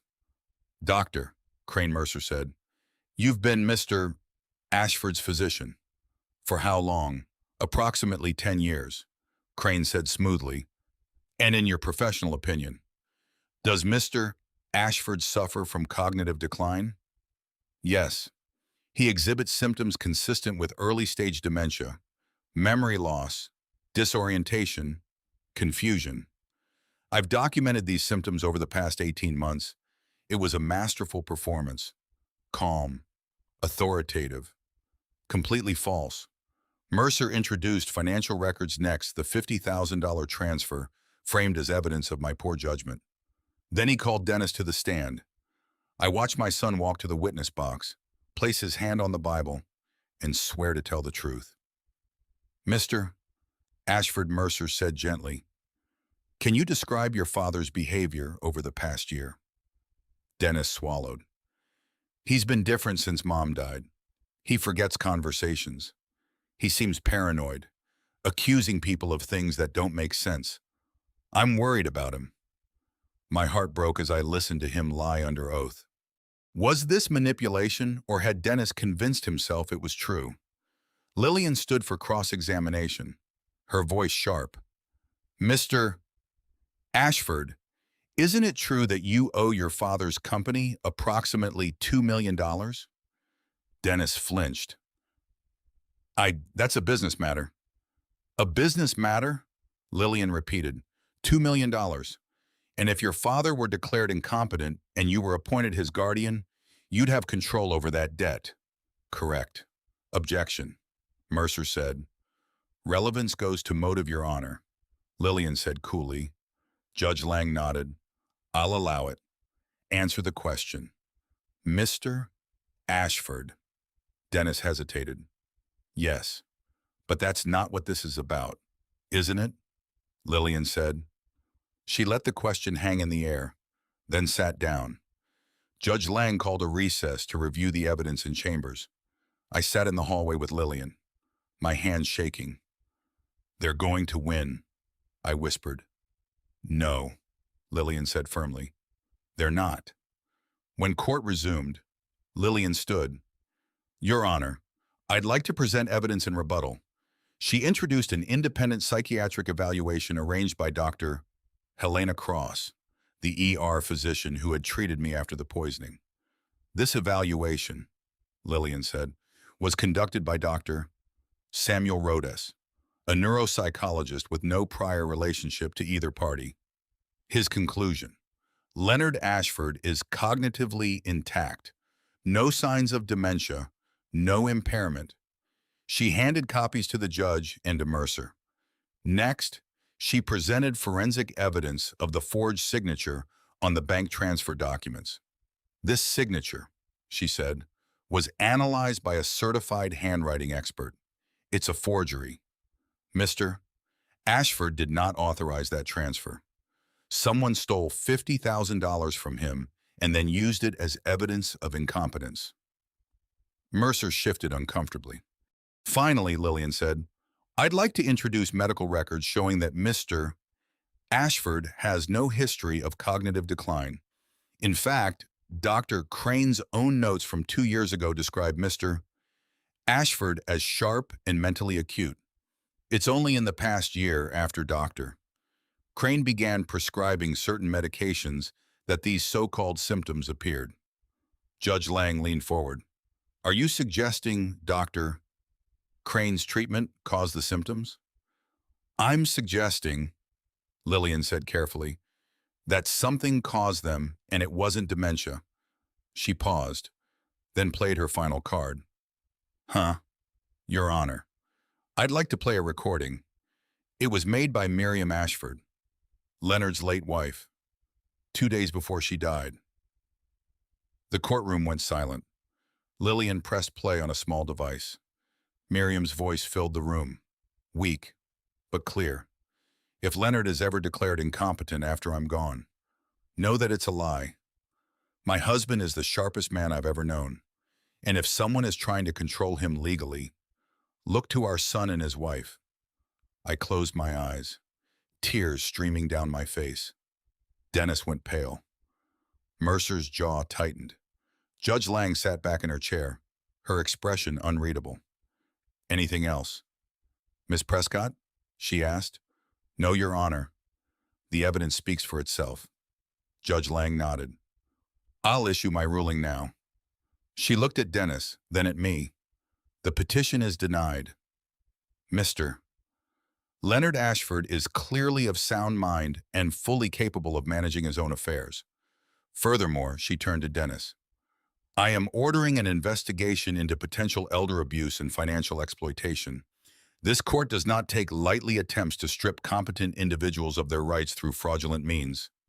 Dennis's face went white. Conrad Mercer stood abruptly. Your Honor, my client acted in good faith. Enter your client, Judge Lang said coldly, lied under oath. And you, Mr. Mercer, brought a case with falsified evidence. I suggest you both consult with counsel. This hearing is adjourned. She banged the gavel. It was over. Outside the courthouse, Lillian squeezed my hand. You won. Leonard, we won. I corrected.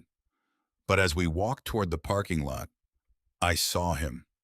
Elliot Sutherland leaning against his car, watching. He wasn't angry. He was smiling. As I passed, he pushed off the car and walked toward me. Leonard, he said, that was impressive. Truly. Miriam trained you well. I stopped. My fists clenched. We need to talk, Elliot said privately. Declan stepped between us. He's not going anywhere with you. Elliot raised his hands. I'm not here to threaten anyone. I'm here to make a deal. I don't make deals with killers. I said. Elliot's smile widened. Not even if it saves your life. Elliot suggested we meet at Waterfront Park, the same place where our friendship had supposedly begun 30 years ago. I agreed, but I didn't go alone. Declan would watch from a distance, camera in hand, recording everything. The autumn afternoon was cold. The Willamette River churned beside us, dark and swift. Elliot sat on our usual bench, the one where we discussed business deals, celebrated successes, and mourned Miriam's passing. Except none of it had been real. I sat down beside him, keeping a careful distance. Tiana, Elliot said, smiling. You did well in court today. Lillian Prescott is a formidable attorney. I didn't bother with pretense. I know Elliot. I know everything. His smile didn't waver. Everything that sounds ambitious. What exactly do you think you know? I met his eyes. You and Miriam. The breakup. 40 years of resentment. Doctor. Crane. Celeste. The loan to Dennis. You orchestrated all of it. Elliot leaned back, almost relaxed. Miriam and I were supposed to spend our lives together.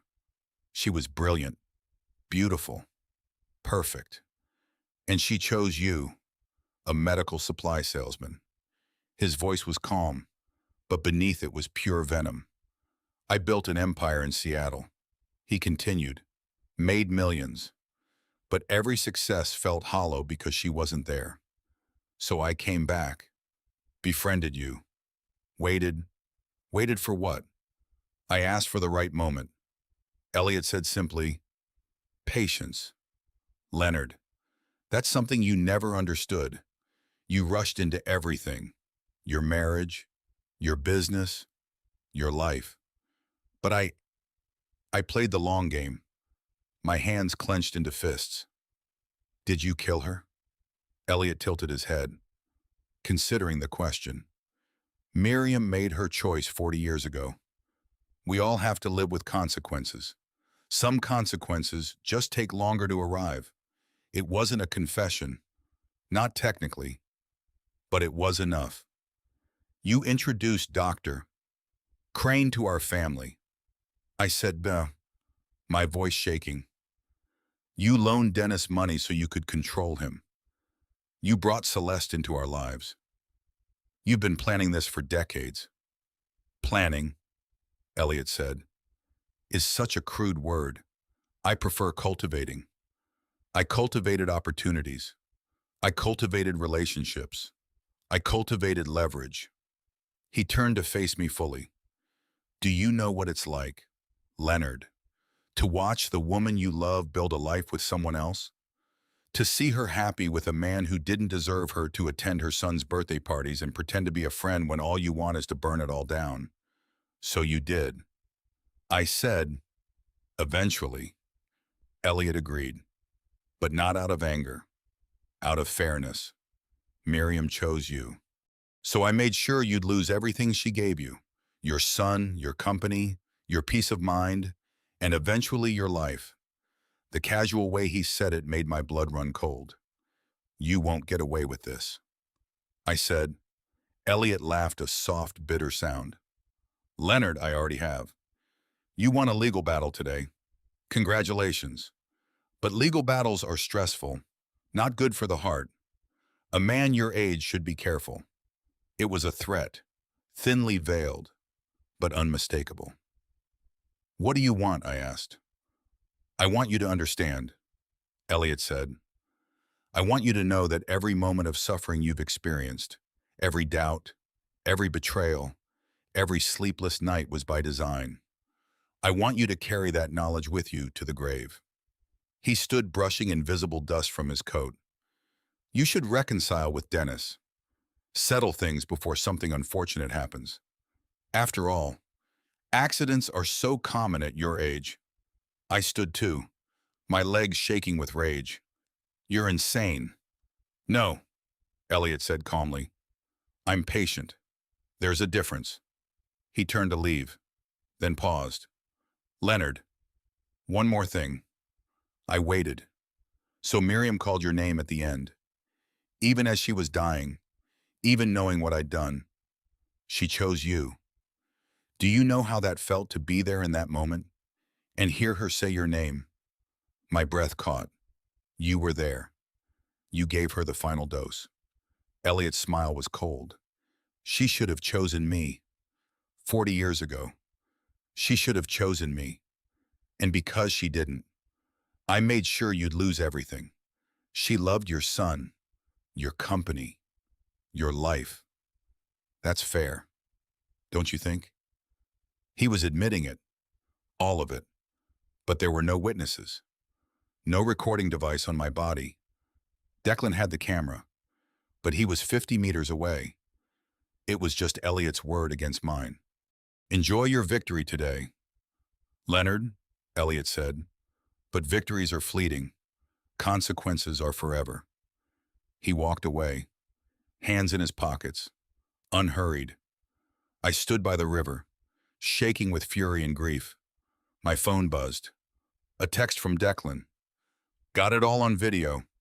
But Leonard, I found something else. Elliot's been moving large sums offshore, and I found encrypted messages. I think he's hired someone. We need to get you somewhere safe. Tonight. Declan insisted on staying at my house that night. I didn't argue. At 2 o'clock in the morning, I understood why. The sound woke me, or rather, the near absence of sound. A soft click from downstairs. I lay frozen in bed listening. Another sound. Careful footsteps on the hardwood floor. Someone was inside my house. My heart hammered against my ribs. I reached slowly for my phone on the nightstand, keeping my breathing steady.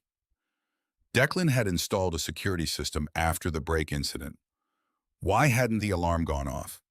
Then I heard Declan's voice sharp and commanding. Stop right there. Police. Hands where I can see them.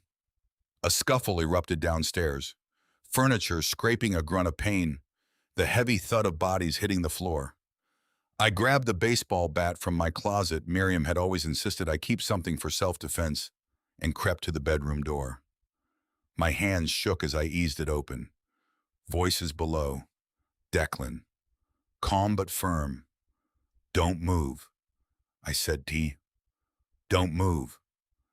I descended the stairs, bat raised, and found Declan kneeling on a man's back, pinning him face down on my living room floor.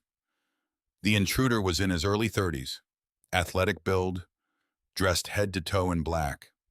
Professional. She Leonard, Declan said without looking up.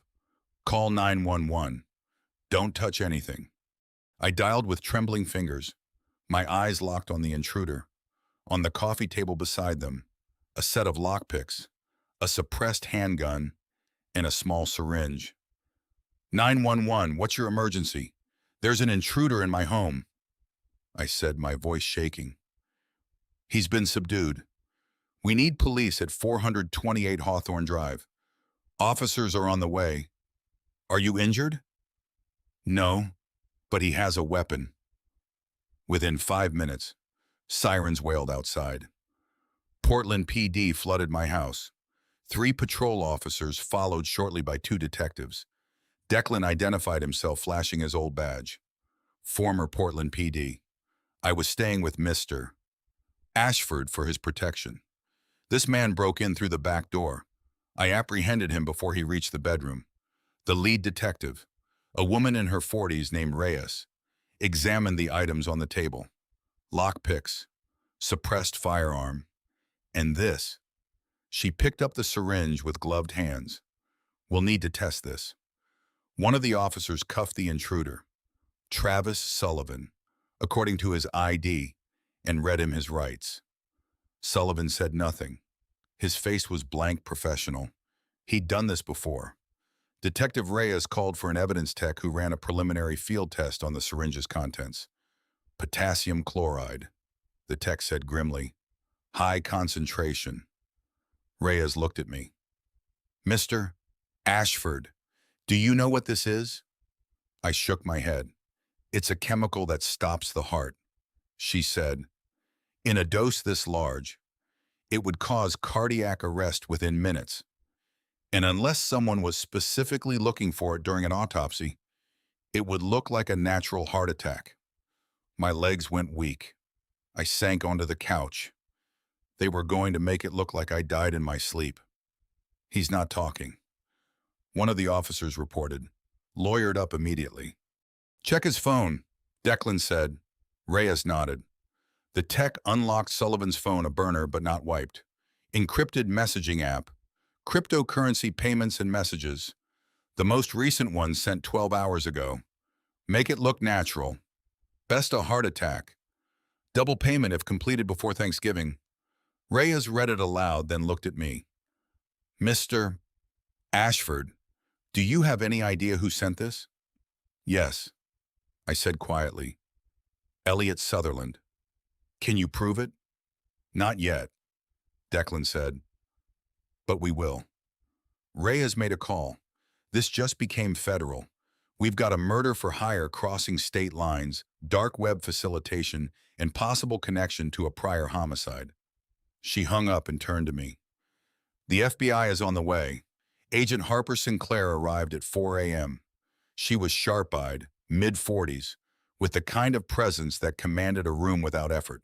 She reviewed the evidence, questioned Sullivan, who refused to speak, and then sat down across from me at my kitchen table. Mr. Ashford, she said. I'm Special Agent Harper Sinclair, FBI. As of now, this is a federal investigation. Murder for hire, conspiracy, and potentially connected to your wife's death.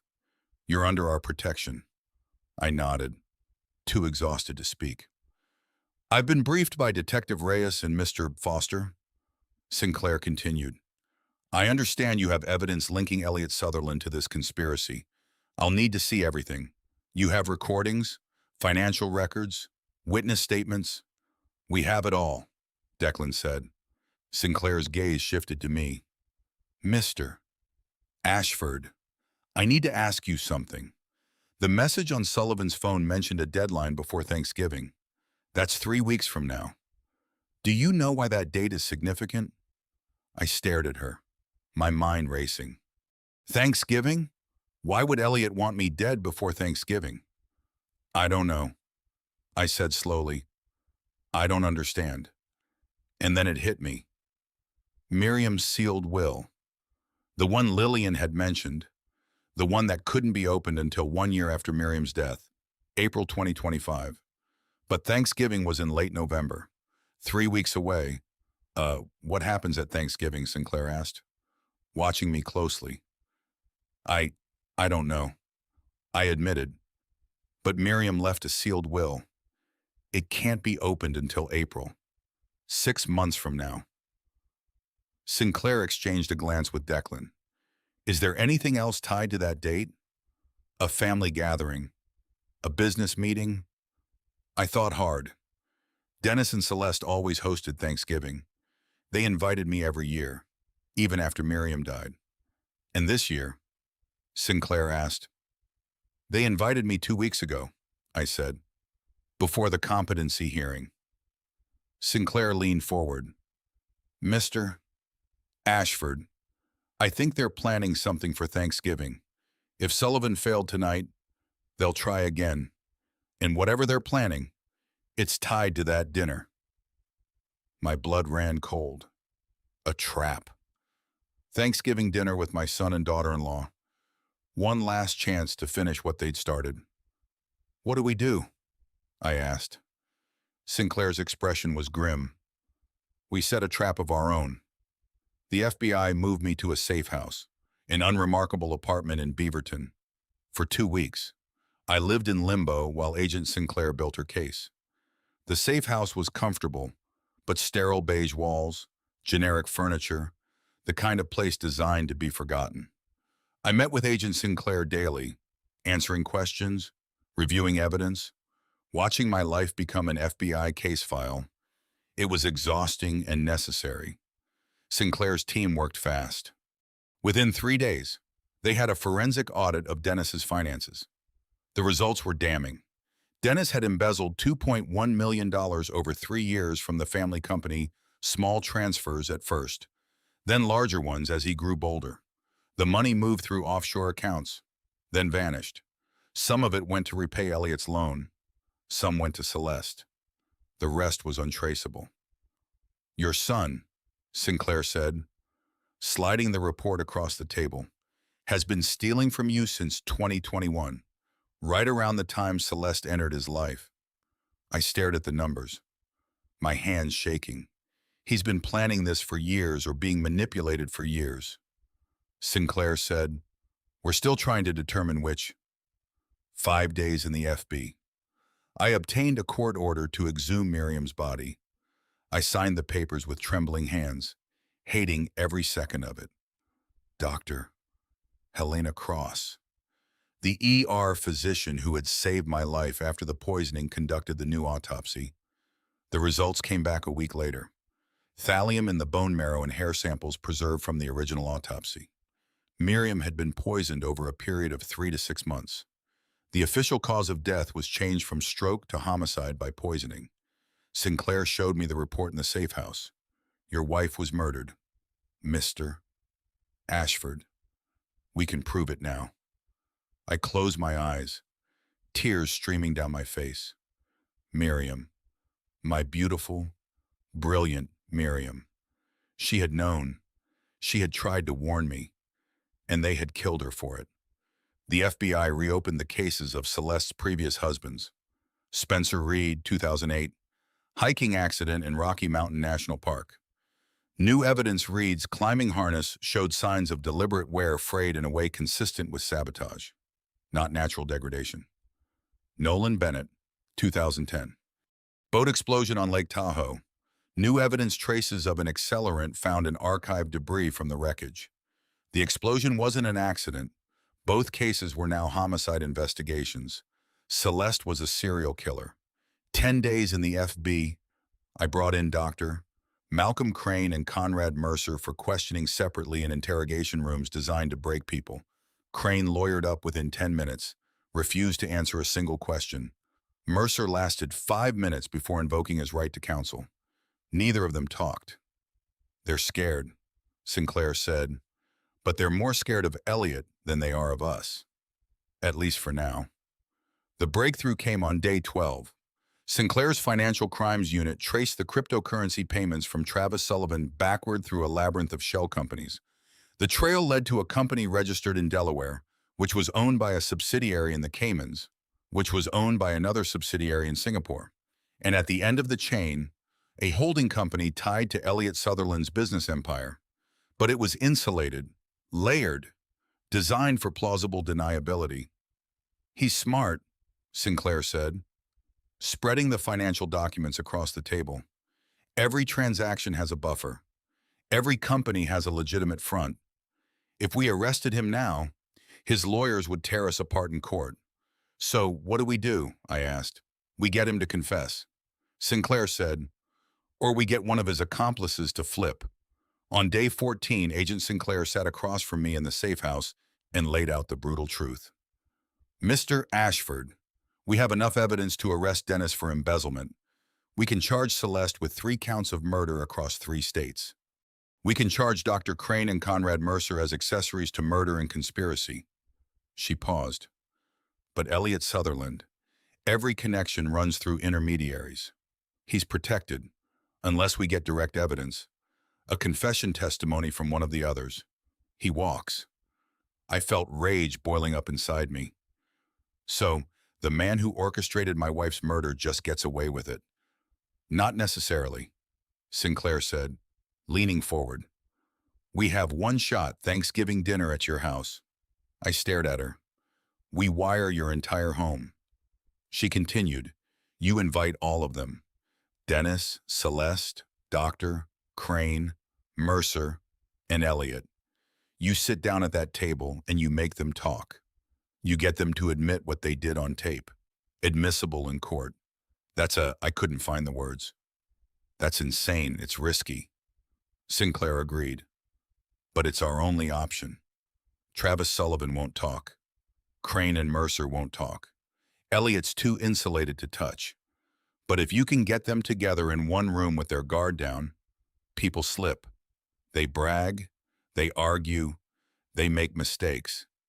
And if they don't, I asked, if they just sit there and eat turkey and pretend everything's fine, then you push, Sinclair said. You confront them. You call them out. You make it impossible for them to stay silent. I laughed bitterly. You're asking me to sit across from my son from the people who murdered my wife and tricked them into confessing. Yes, Sinclair said simply. That's exactly what I'm asking. I looked down at my hands.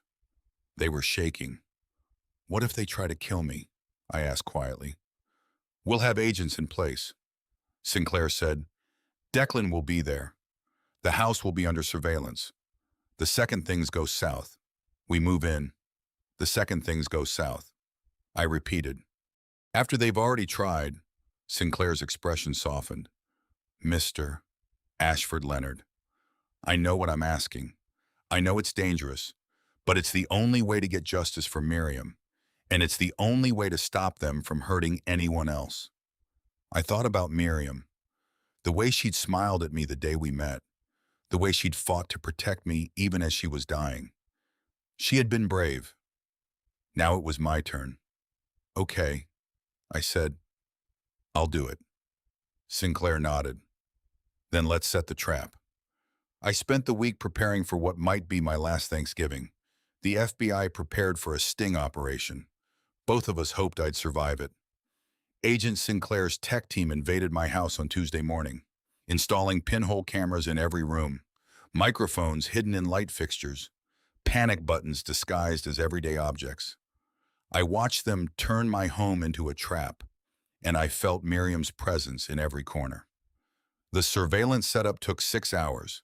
Cameras in the living room, dining room, kitchen, hallways, even the bathroom, just in case. Sinclair said microphones in the chandelier above the dining table and the smoke detectors in the decorative vases. Miriam had loved a panic button disguised as a book on the living room shelf, another in the kitchen drawer. If anything goes wrong. Sinclair explained. You say the safe word. Miriam's favorite, and we breach immediately. Declan will be in a van outside with a tactical team. Response time 30 seconds. 30 seconds felt like an eternity. But I nodded. Understood.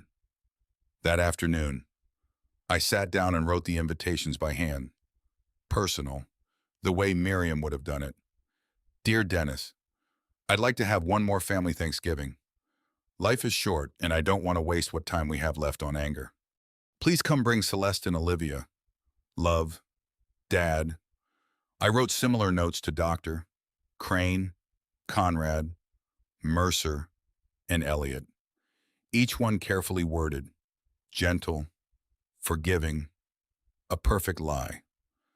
I mailed them Wednesday morning. The responses came quickly. Dennis called that evening. Dad, are you sure about this? His voice was wary, suspicious. I'm sure.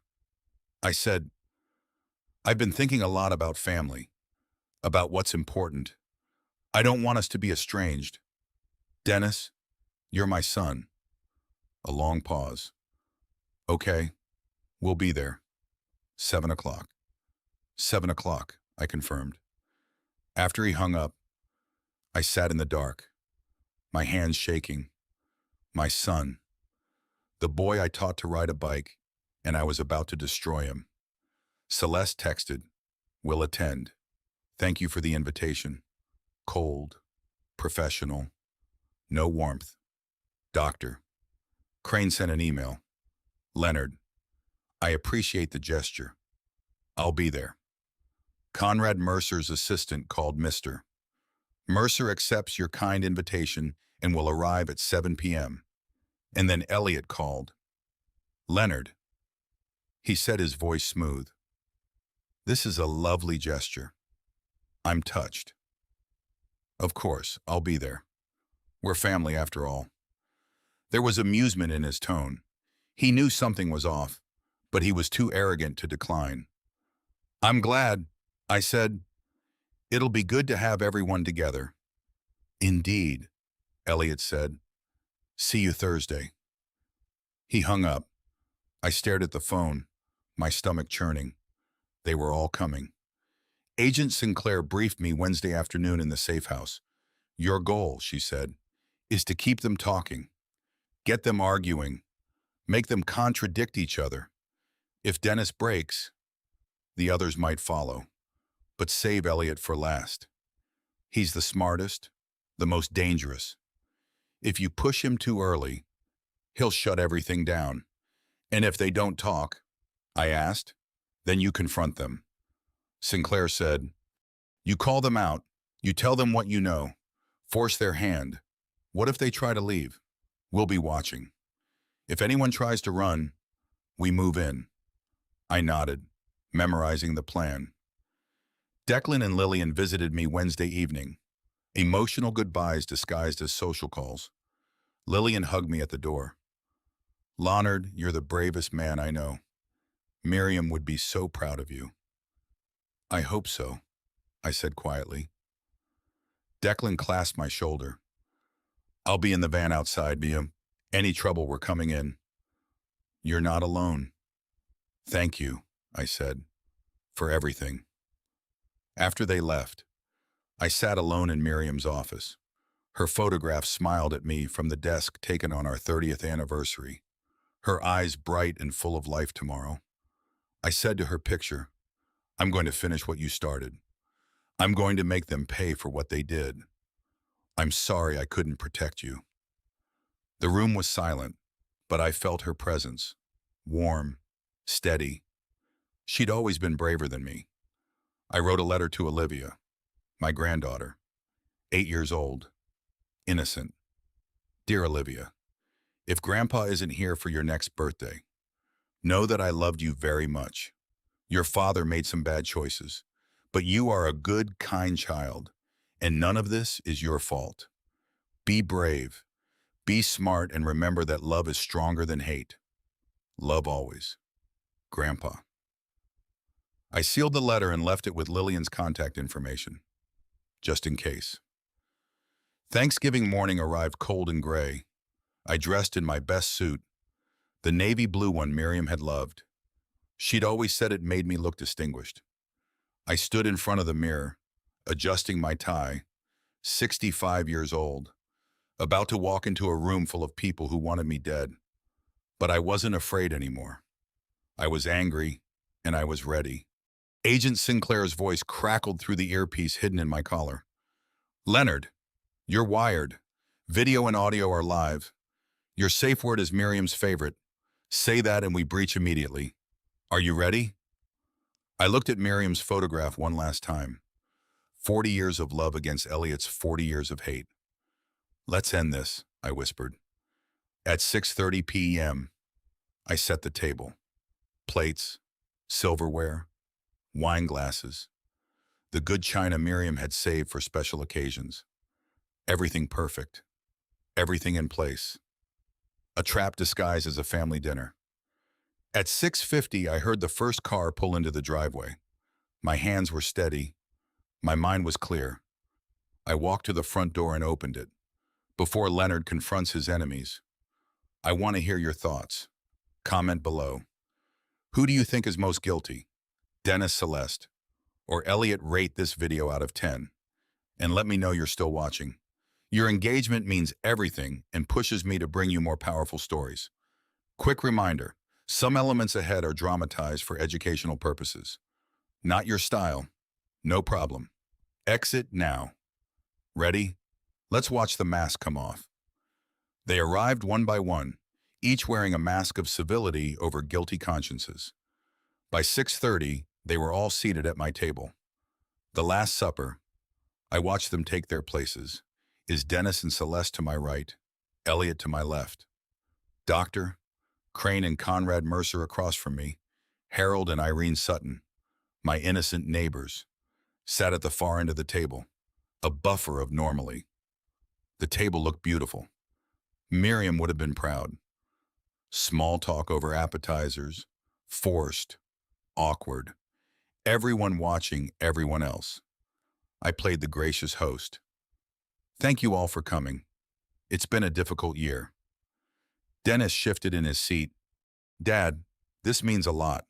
Family should stick together. I smiled. Family? Yes. That's what I want to talk about. The room went still. At 7 o'clock, I stood and tapped my wine glass. The FBI was recording everything. I want to thank everyone for being here tonight.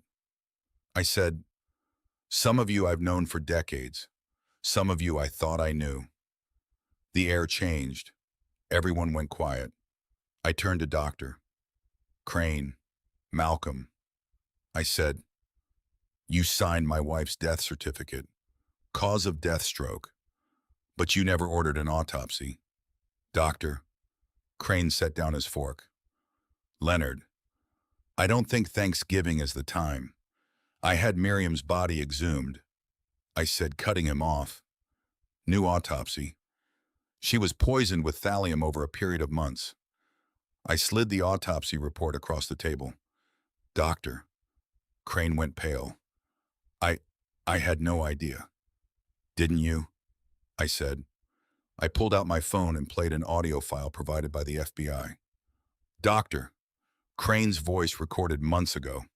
The patient's unfortunate decline is progressing as expected. Elliot's voice good. Keep me updated." The room froze. "Doctor?" Crane stammered. "That's taken out of context." "Is it?" I said, because the FBI has 6 more recordings just like it. Harold Sutton looked horrified. "Leonard, what is this? And please stay seated." "Harold," I said gently, "you're witnesses now." I turned to Conrad Mercer. "Conrad," I said, "you filed legal documents claiming I was incompetent. You forged my signature." Mercer stood abruptly. "I'm leaving. This is completely inappropriate." Declan stepped out of the kitchen, blocking the doorway. "Sit down, Mr. Mercer," Declan said. "Dinner's not over." Mercer's face went red, but he sat. I pulled out a stack of emails printed highlighted. "These are your exchanges with Dennis." I said, "Expedite the process. Make it look natural. Would you like to explain?" Mercer said nothing. His jaw was tight, calculating. I turned to Celeste. My daughter-in-law sat perfectly still, her expression unreadable. "Celeste," I said, "or should I call you Valerie Viven?" Her eyes narrowed. I laid out her history like a prosecutor presenting evidence.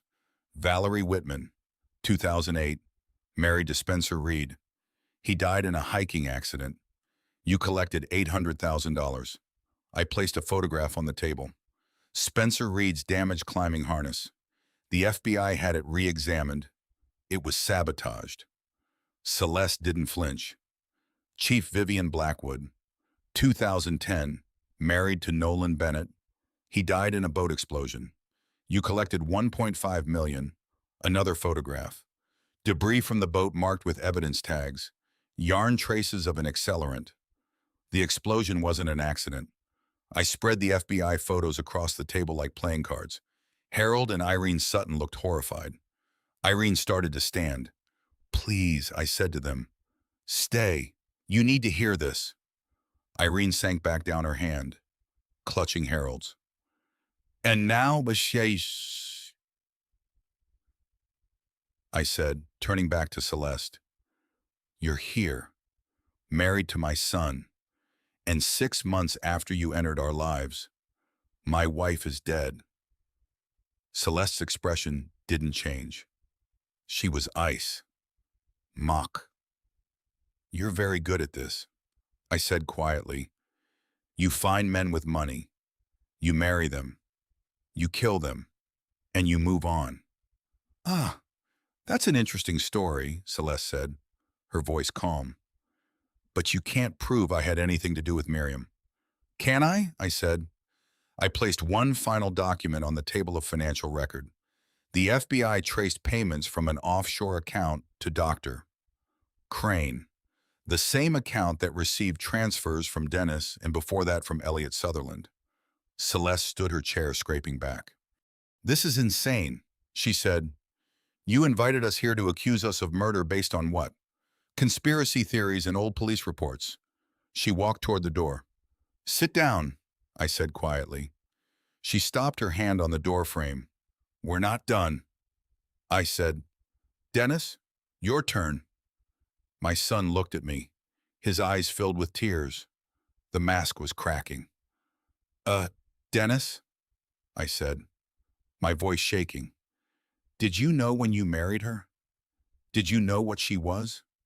Dennis opened his mouth, closed it. His hands were trembling. Did you know she was going to kill your mother? I asked. No, Dennis said, his voice breaking. I swear I didn't. But you knew about the embezzlement. I said, $2.1 million you stole from the family company to pay off Elliot, to pay off debts, to fund what her lifestyle. Dennis buried his face in his hands. I didn't have a choice. There's always a choice, I said.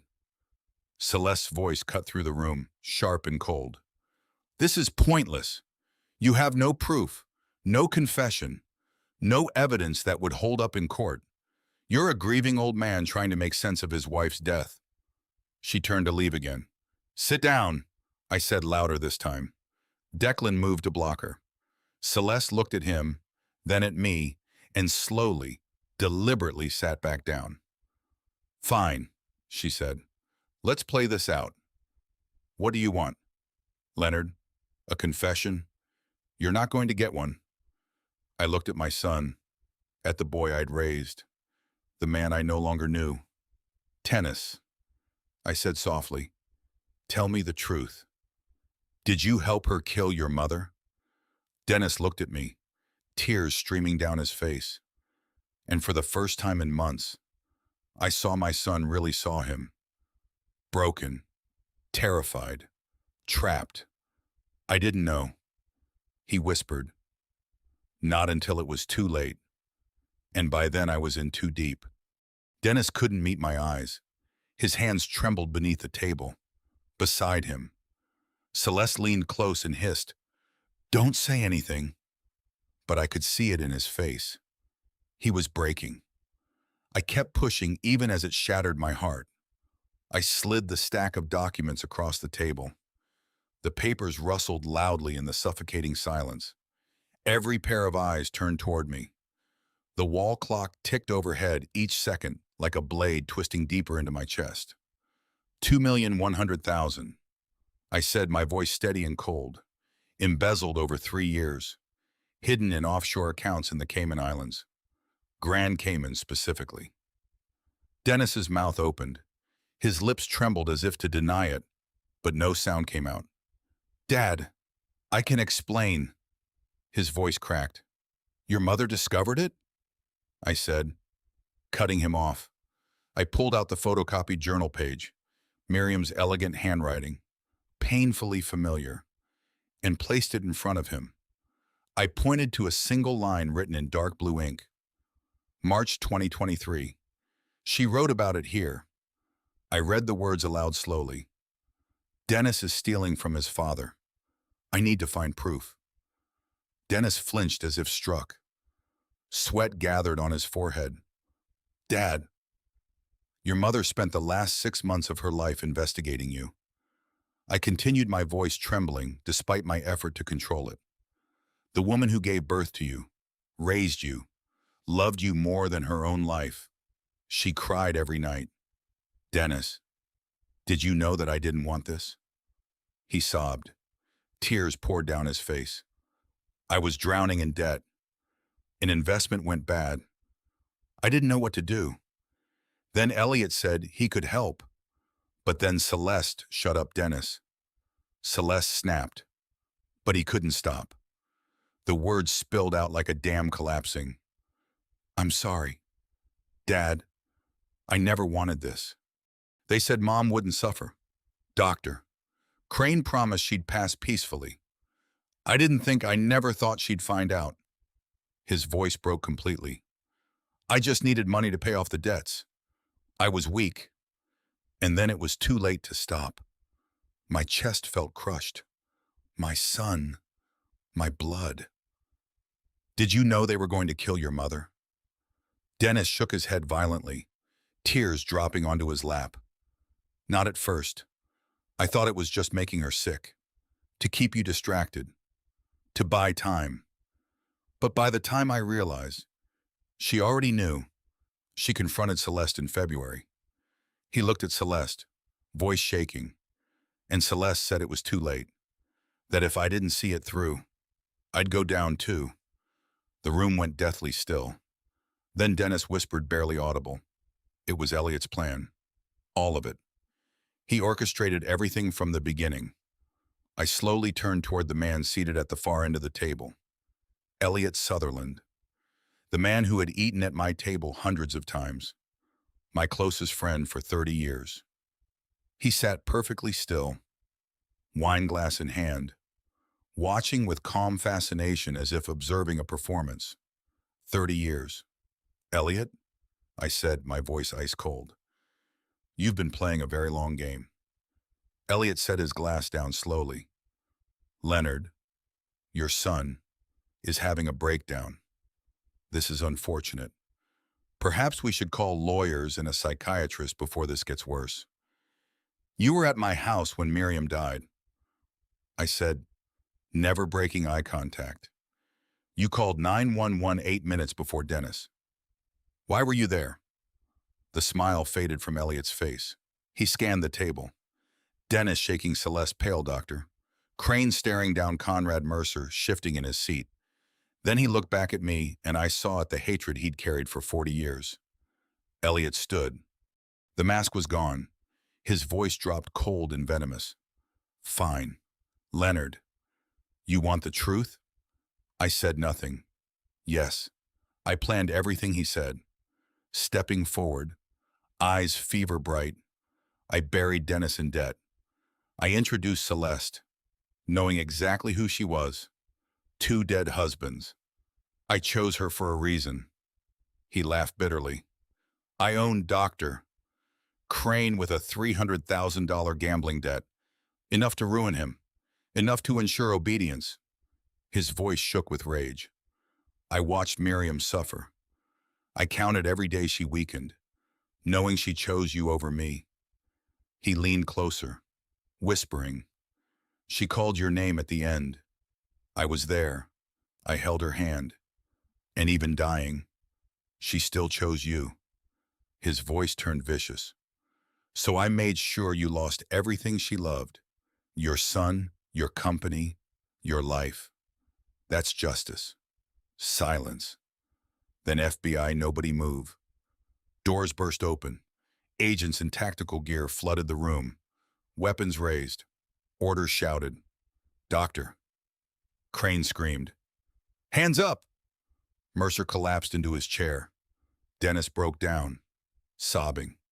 Celeste didn't move. Special Agent Harper Sinclair stepped forward. You are all under arrest for conspiracy to commit murder, financial fraud, and federal crimes. Elliot stared at me in shock. You recorded everything. I stood. Miriam taught me how. Handcuffs snapped shut. As they were led away, Elliot locked eyes with me, hatred burning until the end. When the room emptied, only silence remained. Declan entered, resting a hand on my shoulder. You did it. I picked up Miriam's photo, holding it close. I promised. I whispered. Miriam had fought to the end, and I finished what she started. 2 months later, I stood in the courtroom and watched justice be served. It felt nothing like victory. The sentencing hearing was swift and clinical. Judge Lang read each verdict aloud. I sat in the gallery, Lillian and Declan, flanking me, listening to numbers that would never bring Miriam back. Dennis Ashford, 15 years federal prison, reduced for cooperation and remorse. Celeste Ashford, life without parole. 3 counts of murder. Spencer Reed, Nolan Bennett, Miriam Ashford. Dr. Malcolm Crane, 20 years. Conspiracy to commit murder fraud. Conrad Mercer, 10 years. Obstruction of justice. Conspiracy. Elliot Sutherland, life imprisonment. Death penalty under consideration. Mastermind. Multiple counts. When the gavel fell, I felt nothing, just hollow. A week later, I visited Dennis at the county jail before his transfer. Glass partition, phone pressed to ear. My son looks smaller, somehow diminished. Dad, I don't expect forgiveness. Dennis whispered, voice breaking. I just want you to know Mom loved you more than anything. She told me that even when I was even at the end, she said you were the best man she'd ever known. My throat tightened. I know, son. I know. That was all I could say, all I had left to give him. The sealed will was opened by court order in mid-January. Lillian brought me to her office. She handed me the documents with reverence. Inside, complete evidence against Elliott financial crimes. Communications documents Miriam had collected for 20 years. She had been building a case long before she knew she was dying. And beneath it all, a letter. My dearest Leonard, if you are reading this, you survived. I knew you would. You are stronger than you ever believed. I'm sorry I couldn't tell you everything. I tried to protect you until I had irrefutable proof. Whatever time we had left, I wanted it to be full of love, not fear. Use the time you have now to live fully. Live for both of us. I love you. Always have. Always will. Miriam. I pressed the letter to my chest and wept. Declan put his hand on my shoulder and waited in silence. Miriam had also established a fund, the Miriam Ashford Foundation, for victims of domestic violence and elder abuse, seated with $200,000 from our savings. She had planned her legacy even as she was being poisoned. I sold the company in February. 50% of the proceeds went to Miriam's foundation. The rest I used to rebuild. Declan and Lillian became fixtures in my life. Sunday dinners, holidays, the family I had lost and found again. Declan introduced me to his daughter. Lillian invited me to her book club. I renovated Miriam's office into a memorial library. Her photos, her favorite books, a peaceful space where I could feel her presence. And I volunteered.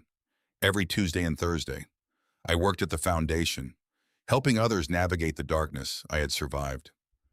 One evening in early March, I stood at Miriam's grave, fresh flowers in hand, white lies, her favorite.